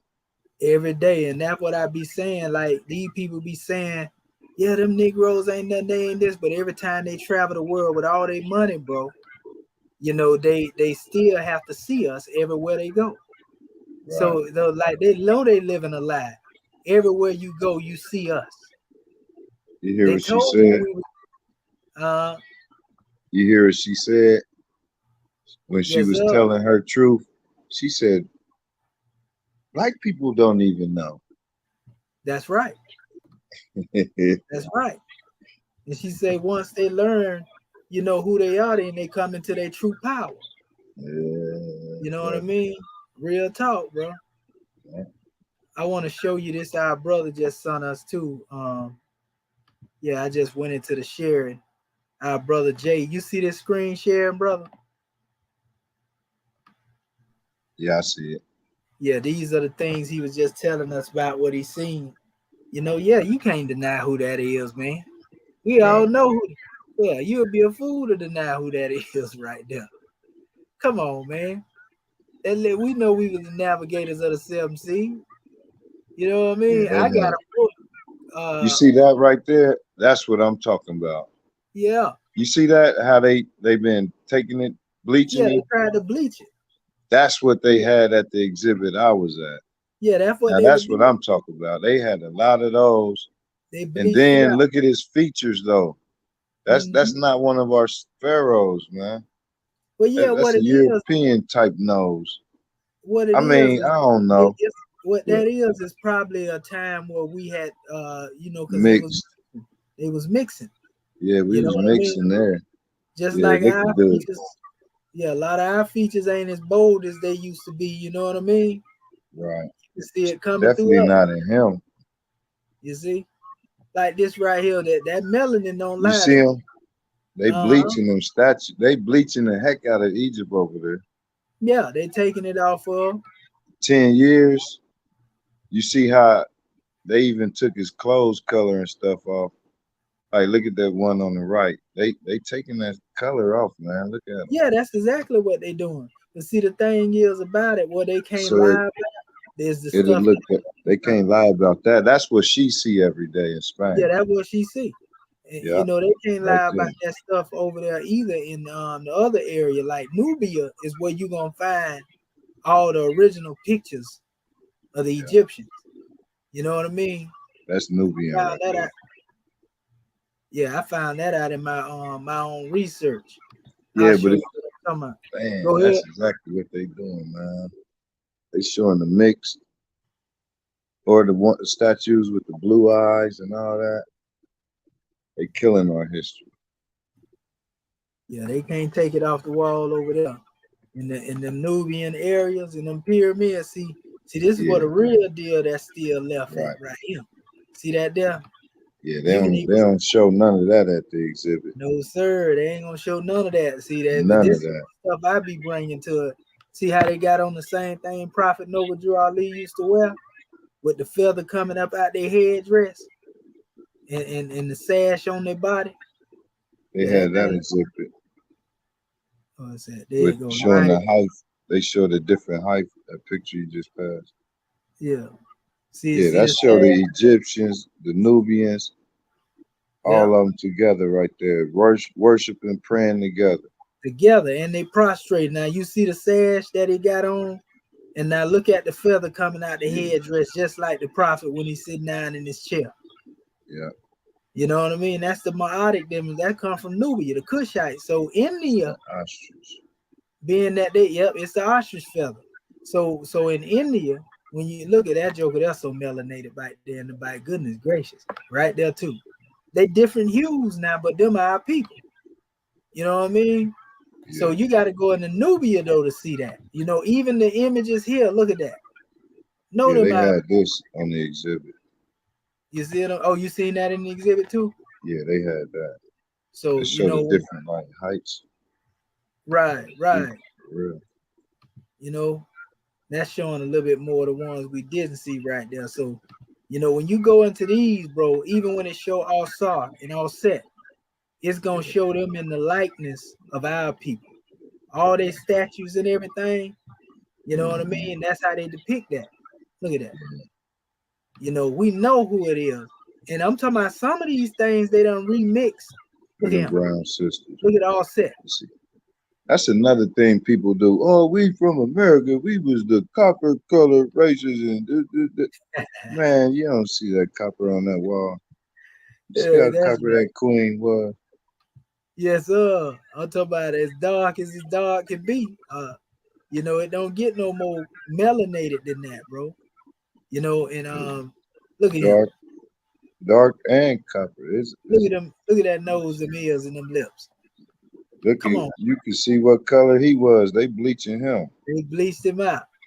Either that or just old time with antiquity on them too, though, because it's so old. But most of that stuff, they did a good job. See, that's how your Greeks end up looking. But that's the Cushites that was over in that area. Yeah. You know, this how the Moors look. Septavians. You know what I mean? Look at that. Come on, bro. Yeah. You know, you can see. You can see. You know, that's a little knocking mix. his nose off. Yeah, that's a mix. He mixed, I but think he got. I think those was wigs right there at that point. Yeah, that's all it is, wigs. Look at that. You know that's faking. They was faking this. Yeah, you see that brother there? Click on him. He just a little bright skinned, but he definitely one of us. You know, you can tell they mixed up. Like it's a lot of mixing. Yeah. You know, that went on, and that came in. See, a lot of people don't know when you use the term Egyptian. Really, Egyptian represent the mulatto breeds of our people. You know what I mean? This is Middle Kingdom picture. Yeah. You can see where it's a mix there, but you can see his features still like the average light-skinned brother. Yeah. You know what I mean? You can see it. You know, and so when you say Egyptian, a lot of people don't know Kemetic and Egyptian represent different phases. You know what I mean? Also, you can see phenotype difference. Phenotypes, that's right. Like right here, you can look at that and tell them some of our features right there. Yeah, it's the boy King Tut. Yeah, that's Tut. You know what I mean? You already know we ain't got to go here. You know what I mean? Yeah, bro. You know, it's crazy how some of these people be looking like people you know too. That's the phenotype. See around that, like that lady, go back. I think that said 19th dynasty. You can kind of see it because that's around Ramesses. The Hyksos mix. We had to drive him out. Yeah. Around the 18th. So that 19th dynasty up a little bit. That's right. Talking about what? Oh, that's the 21st there. Let me go back up. I think you right passed here. It. I think she said. Yeah, I'm gonna go back down. I seen a little mix on her. Talking about this is it right here. 18. Right, that still was us. Yeah, you talking about Queen the next Ty one? And stuff. It was something about this one. She looked at kind of mixed. Yeah. You talking about that? That's the Hyksos came in there. They came in. That's right. Yeah, because that's 19th. Right. Yeah, we must have kept some of them women and mixed with them. They start coming in from the 15th all the way up to the 16th dynasty. And then when they came in there by the time, like you said, the 19th and all that, they were well rooted in there by then.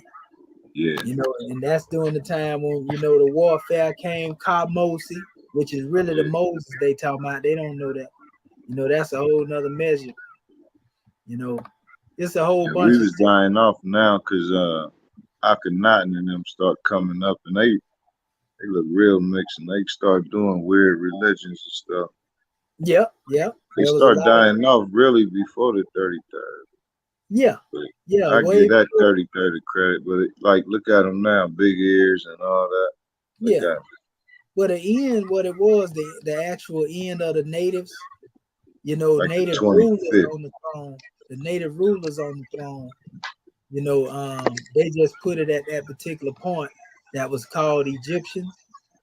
But it had already been a lot of convolution that was going on, but they came back. You know, Kemet came back in there at a time. It was actually the Nubians, but then the Libyans came forth. This is where the Moors come from. You know, those Putites or Libyans, they had a stronghold. They ruled long as the Moors ruled over there in Spain. They ruled by 700-800 years. And they was ruling, you know, basically under the true laws and so forth and so on. So it was these ones who was also known as the high priest of Amun. And when they left, they took the teachings, like the brother G.M. James say, across North Africa. You know, and once they took them over across North Africa, you know, that's how they end up establishing the Moorish civilization. Because, you know, they used to call the Moors the Moorish gods, the Demari. You know, until the Arabs came in there, they like, nah, them ain't no Moorish gods. These niggas barbarians. Yeah. You know, we don't call them Berbers. Right. You know what I mean? And that's, a lot of people don't know Berber is a misnomer because the Arabs didn't want to call us Moorish gods. You see what I'm saying? But the Greeks call these guys. Right. You know what I mean? Because Greeks understood that culture. They would say Moorish God. You know, because you know you got to remember even like Aristotle, the Arabs got some recordings, but Aristotle us. You know what I mean? They learned from our people. Like I got a lot of pictures in my archives, bro, dealing with the so-called Greek people. Like I say, it's in. I'm gonna show you some of these things here, cause I had a lot of this stuff in my other information. I'm trying to find that what is that Atlant? Let me see. This one right here. No, that's the other one. I ain't mean to show you that one. That's a different one. I got a nothing up here. I was showing all the history. The Ark of Ra. Huh? That picture, the Ark of Ra. It's another one I got in here. Yeah, that's the Ark of Ra. I was showing the 7 of the time when them 7 came in there. Let me see. Okay. Let me make sure. I got so much in here. This one particular measure I was dealing with that. There it go, right there. Stolen legacy. You see this here? This is where I went and broke down the whole history and showed, you know, who the Kifti who was and looking at the style that they had. But I went through here and I went all the way into the civilization of the ancient Kushites, you know, and then I went up into the Etruscans. As I went through the civilization of the Etruscans, you know, that's a mixed breed right there. See, you got the Dashiki, but them the dark Greeks right there. Look at that. See, these are one, that's the Attic, you know, and then I showed, you know, see how you wear that pointed beard right there? You know, this was, you know, the Etruscans. This was a picture you can see there. Kind of looked like that guy Young Thug a little bit. They got out there the young rapper. But kind of an Asian phenotype. Like a samurai right there. Yeah. Etruscan. You know, and that's another, you can see it there. You definitely see it from 500 BC. You know what I mean? This is nothing. You know, you can see that they pretty much in their skin is still the same color. This is another one here. You know definitely what these, that's for like 100 AD, they were still looking like that. And it ain't strange because when the Moors came, that's how they was looking. You know what I mean? So they call them the sea people too. Yes, sir. They like to call them Phoenicians and all of that right there, but it's really still the same people. Right. See what I'm saying? Yeah. Yeah, them the people that actually came to the Americas, you know, first. You know, so that you see your Etruscans here. You know, I see my neighborhood. When I'm looking at people all over my neighborhood, I'm naming them. Yeah, don't it look like people you know? Yeah. That's crazy, ain't it, bro? Everyone you click on, I know somebody look like. Look just like them, bro.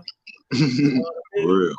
And that's what I'm saying. So these are people that's there all the way up into 100 AD. You know what I mean? This is past the Ptolemy dynasty. So our people have been present. This is what I was talking about earlier.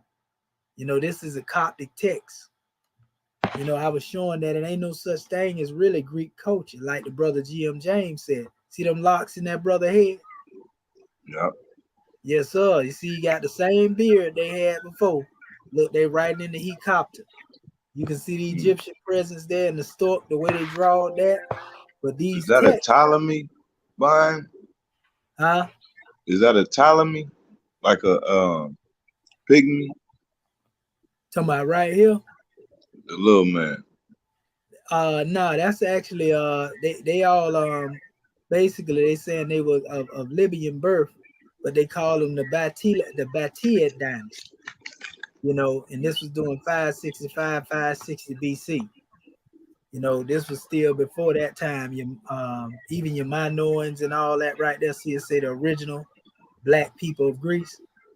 You know, so the Hecopter text down here, if you notice, it got the Coptic expression of the Ankh. You know, it's the Ankh is what it is. So when you look at Coptic and what they call in Greece, bro, or Greek, it's the same thing. And if Coptic was first before Greek, then that means that automatically the language is Coptic. If Coptic was the last language before Arabic came into Egypt, then how you gonna say that Greek was before Coptic? When Coptic came after Demotic. You see, that's how you catch them. Coptic is on the Rosetta Stone. You see, that's what I'm talking about. You know, but and they calling it Greek. You see what I'm saying? So, you know, that it's crazy how they try to cover that history. And the only reason they did that, they try to superimpose themselves in the history to make it ancient history. You know what I mean? Same thing with the alphabets. You know, because technically, this is hieratic right here. This is the Angkoria script, which is Demotic. That's where Arabic come from. Meroitic of the Nubians is really a mix between the Demotic and the hieratic script. You feel me? And then you got the Hecopter up here. All of them on ostraca or stone up top. And then you got your Papyri. Then it says misnomer Greek script. Look at this Greek script and look at the Hecopter. The Coptic was there first, so this is a lie. Ain't no such thing as no Greek. You know what I mean? See, that's how we teach it. You know, it's just like a lot of people be thinking that this on the emerald tablets of Tehuta, they think that's fake. That's a real script, bro. That's Iberic. It's Iberic, and it's also a script that's known as Egyptian. That's written like this, that a lot of people don't know about. You know what I mean? And that script, see, Northern Iberic, this is the same language they were using in the movie Black Panther, some of it. You see? People don't know. That's a real script. You know, and they said that the brother Tehuti was the one that taught Osar, and he came from what they call the Atlantean civilization, you know, which is West Africa, the Rekat structure. They found it over there. And it's crazy because the FBI been watching that structure since back in the days, bro. Looking at it for researching aerodynamics and all that. Ain't that crazy? Now look at this here. That's just like right here. That's the same language I just showed you. They got this over here on Egyptian monuments as well. The same script right here.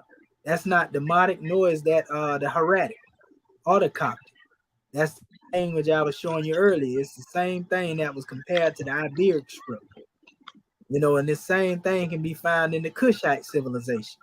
See the little like woman there form, which is a symbol of the goddess. That's these symbols is one that they use in Saudi Arabia, and so forth and so on. You know, that's also the same script that I was showing you earlier. Again, you know what I mean? And then you got another script that's comparable to it that they call it Moabite. This is the most universal script, you know, because this script was used by every culture, and they created their own language alongside this script. You see what I'm saying? Just like right here, and what they call the Proto-Canaanite language. I did a class on this yesterday. You know, this script here is the same script that's over here called Paleo-Hebrew, but yet this is the same script that was on the Moabite stone. You see what I'm saying? So all of these people called this script a different language, but it was the same thing, and they varied in changing the alphabet. So you can see it was called Phoenician at one time. You see, same script, but they changed in small variations, bro. You see what I'm saying? Or other letters, you know, half of them was put there. See, that's the Aramaic. Wow. Same symbols, bro. See the Greek? When they get into the Greek, even the Greek so-called is a break off or a branch off from that. Then you got your so-called classical Greek. So when they be talking about ancient Greek and Koine Greek, how you gonna call that ancient Greek when Phoenician was demonstrated first? You see what I'm saying? Come on, bro. And then I need that right there. Talking about the PDF. right there. That Yeah, this actual breakdown. thing. Yeah, you email me. My email in the chat. You know, I can give it to Okay, you. I'm See, about to read. I need that because I can yeah, look, start reading it if I get that right there, the yeah, master. you can go through my whatchamacallit, bro, in my channel. I got all the classes, It's bro. Where I crazy. taught Arabic. I ain't I never taught saw nothing Arabic like all the way. Yeah, I taught Arabic all the way up to the Proto-Canaanite, bro. I taught the Coptic, and I taught the Demotic. I taught the Hieratic. I got 7 lessons in Hieratic and 7 lessons in Demotic, about 3 or 4 in Coptic and the Arabic. And then we just did the Proto-Canaanite, language. So, bro, you can go in my page and you can learn all them languages. And I used all this same information. You feel me? the same website you was talking about. Well, what a lot of this is just in my archive, but the website. No, what page was you talking about? I can go to. To my my YouTube. Yeah, you click on my YouTube link. It's Commission Adept Harrison. Yeah, When I you got go into it, yeah, you'll see I got all the lessons, bro, in Metal, Netta, Coptic, all of that. You'll see the Moors in there together with me. I got all the tools and the instruments you need to learn the languages up there too. Like I taught Hieratic, and none of these people in the Kemetic community have taught the Hieratic. So it's powerful. See, like you see what is known as We got to Proto-Hebrew. get that school up. Yeah, that's Imagine what we kids. built it. Oh my God, man. What the heck are you doing? The school is called what we building, bro. I just posted it on my Facebook. The school is called the Egyptian Adeptus Research Sultan. That's what I'm teaching out of right now. We doing it online, but we gonna get brick and mortar, bro. You can believe that. That's what we headed. But all these lessons that I got that's on the website, this is foundation being laid for the future generations. You know what I mean? I'm gonna get the first school where I'm at, man. That's what I need to learn that so I can teach it. That's but I right. need to learn that for further studies because stuff is lost in language, lost in translation. I want to read the real document. That's be able right. to translate it myself. That's right, bro. That's what we're We need doing. to get books going and get it correct. Because there you go. I'm telling you, just like the whitewashing of them statues, and then this franchising us and suppressing our information. We gotta get this out, bro. When you watch some videos, you gonna see that that's all I've been talking about in here. Cause we getting ready to start translating this old paper. But I got like 50, 60 old papyri texts. In the old books, I exposed how these Europeans tried to hide the true teachings under the hieroglyphics, bro. Because the hieroglyphics was created during Ptolemy's time. I ain't talking about the actual symbols now. I'm talking about the way the European try to decipher. Because you got to look, the Rosetta Stone came after the ancient kingdom. So how you going to use something that come on the manifest later, to try to decipher something that came in ancient time? You can't do that. You see what I'm saying? So the native Egyptians, the Coptics, who actually had the original text, bro, which is hieratic. I got a lot of hieratic papyri. And then they tried to hide it up on the seals, what they call Ptolemaic hieroglyphics. What they call Ptolemaic hieroglyphics is crypto, meaning that when they hide a message up under it, only the people can understand it is the people they sending it to. So they tried to hide the true language under the symbols so that you'll be looking for symbols instead of looking into the papyri. You see? Right. That's what you gonna see when you go through them lessons that I got up there, bro, teaching on it. And I got all the sources right there and everything I taught. You'll get a chance to look at it and check it out. You know what I mean? But this is it, the symbol that I created for, the research sultanate. It's the Egyptian Adeptus Research Sultanate. You know what I mean? I actually just did a post. Hold up real quick. I just did a post in my Facebook. I'm gonna show it to you real quick. And it's a breakdown I did with the word ears. You got to see this here. This is powerful. You know, and all this stuff come to me as I be demonstrating, you know what I mean? So, like I said here, I was saying the Egyptian adept rites, I say, are to the Muslim as Tasawwuf is to the Muslim. They are two streams from one fountain. You know what I mean? So I'm always teaching the people here. So in this particular bill that I did a few hours ago, I was breaking down the ears.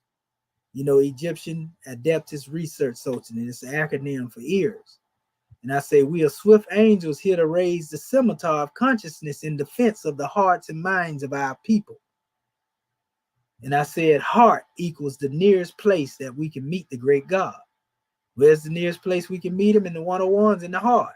But in the word heart, if you eliminate the T, you get the word here, which equals the silent voice of the great God that speak within. So when you go into the silent voice of the great God that speak within, you truly hear. So you take the H off the front, you get ear. Again, that's the Egyptian adept researcher. You know, and then we go into eliminating the H and the E, you get the word arts. You see what I'm saying? Or art. You know, so which is the living manifestation of the sacred science of the moral. And then earth. Because if you look at the word heart and put the H on the end, it becomes earth. And this equals the earthbound plane of existence. So it says, hear with your divine ears and master the sacred art of the earth. You see what I'm saying? Yes, sir. That's my breakdown. And actually, you see, I put a little silhouette in there of like a dervish lifting up the scimitar. You know what I mean? I did that today. So, yeah, brother, this is the school. Yeah, you putting in work. Yeah, this is what we doing, and we getting ready to translate books. We actually getting ready to come up with our own dictionary. We actually in the process of creating our own language and all of that. It's going to be used from older alphabets that have been abandoned. You know, that was Egyptian, but it was abandoned. The one I was actually showing you. You know, and man, I'm telling you, bro, this what we doing. You know, trust me, it's being done already. I don't know how this troll keep coming up here in my page, but they keep throwing this troll message up in here. I know it ain't nothing but them people though. You know, they know we're in here speaking the truth. So basically, you know, the only thing you can do is come up in here and try to throw a monkey wrench in the chat box, you know, to try to distract the people. But that show you how much these people want us to be buried, bro. You know when you speaking the truth and you standing on the truth. Because when you standing on that truth and that hawk and you teaching it, you always see people that come in and try to distract it. You know what I mean? And honors to the family in the MST of A. Peace and love to your family that's up in here. You know, our brother said, praise Allah was revealed a portion of that drawing on the heart. And I received that message all the way to the point of arts, honors and gratitude. Praise be to Allah, brother. Yes, sir. We have to learn to hear with the heart instead of the physical ear. That's why Moors say, you hear me, Moors? I say, well, yeah, I hear you with divine ears. Yeah, I don't hear with the passion. You know what I mean? Yeah, we got to listen to that silent voice that speak within, because that's the true Hierophant. That's the true master teacher. You know, the God that speaks to man through man. You feel me? If we move ourselves out of the equation. Yeah, so yeah, family. I'm finna jump on our conference call. I'm already on it. I've been on here the whole while. I just got it on mute over here. But you more than welcome, brother, to come listen in, or anybody that's here in this particular measure here. You know what I mean? We're going to close this demonstration out so we can preserve the time in here for another measure. But it's been grand, brother, to build with you, brother. And every time you see me, brother, you come on here. This, my casa, su casa. You know what I mean? Sure. Yes, sir. Yes, sir. And I appreciate it, man. I appreciate the build, man. I appreciate what you're doing. Keep doing it. Blessings. Peace to you. Oh, yeah. Oh, yeah. Let me give you this measure here so you can check in if you want to come on the call and listen in real quick. You know, why people still draw, and this is actually the call-in number right here. You know, I can actually copy this and paste this and put it in the box too for anybody else that would like to listen in. You know, they can come in and get a measures too in a certain time. Yeah, most definitely recap this video, family. It's a universal measure in here. You know, we trying to reach all the people, and all of our people welcome. We give a little constructive criticism to our people. Sometimes our people take it to heart, you know, but nevertheless, you know, we mean well. So praise be to Allah. And at this time, we're going to shut this demonstration down, you know, so our people don't get scared to look at it and seeing it at 4 hours. You know, we've been building in this demonstration. It's love to you, brother, UTLS. You know what I mean? And the numbers in the chat. And if you want to call in, like I say, call on in and, you know, see how we draw it. I will. Peace. Yes, sir. Peace and love. Look at that. Look at that. They still trying to get it off over here. That little troll in here. Peace and love, family. What we're going to do, we're going to close out with one of my Moorish trikes, you know, as we always do, you know, to keep this demonstration, you know, on high. We always like to close it out with some good vibes and good sounds, you know, to elevate the consciousness of our people. So just give me 1 second right here, and we're going to take this demonstration, you know, to the highest of the heights, so to speak. Our brother was talking about good music earlier, so we're going to give our family some good music on the way out so that they can get that draw.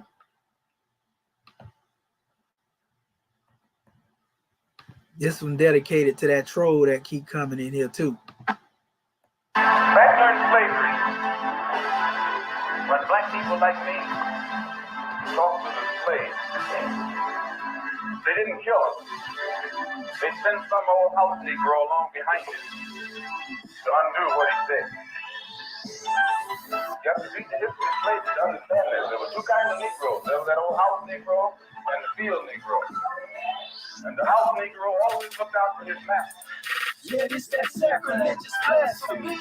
Revolutionary speech to make them blasphemy. And I put it all on the line to see my people free. Even if it leads to Roman legions crucifying me. Yeah, it's that sacrilegious blasphemy. Revolutionary speech to make them blasphemy. And I put it all on the line to see my people free. Even if it leads to Roman legions crucifying me. Blood diamonds in our veins, so we breathe free. Every nigga's a potential donor for a small fee. Over the years, I gave my blood, my sweat and tears. Upright, independent, and fearless, and it's all clear.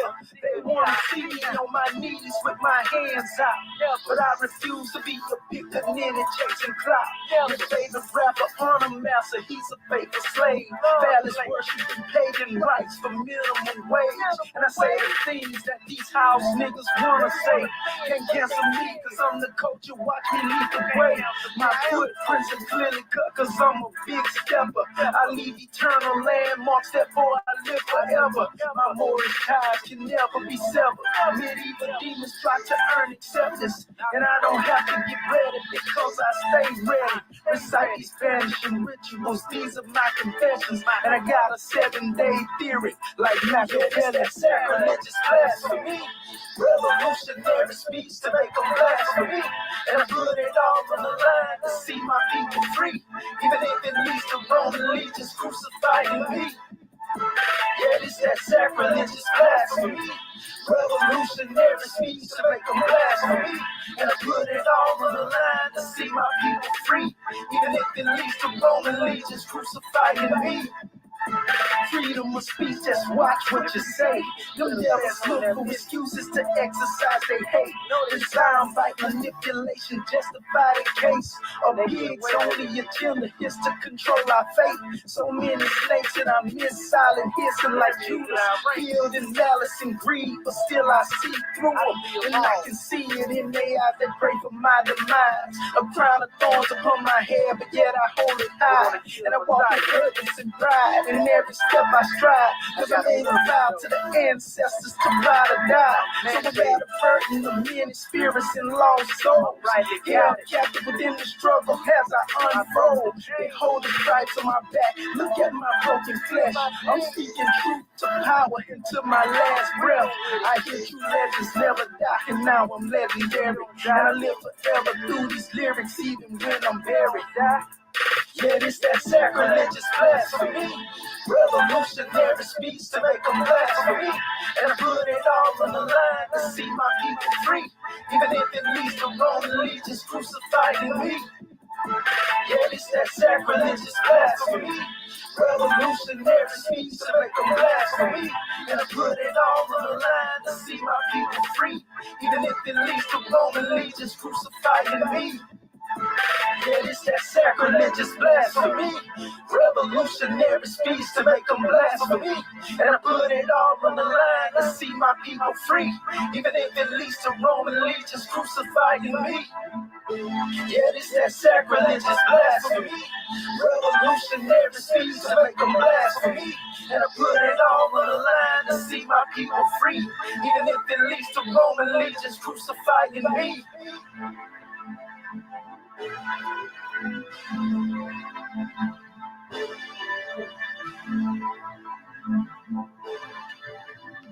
Yes, sir. Yes, sir. Peace and love, family. Peace and love. Yes, sir. Sacrilegious blasphemy. You know? Yeah, we know they don't want you to hear that, but that's real music right there, family. You know, we stand on that. We live by that. And we ain't got to let you know we're going to drop the guard about it. But we just say gratitude, family, peace and love. We leave as we came. We rose upon the seven and we depart upon the seven. Peace and love, family. That's a nation of perfection. Love you.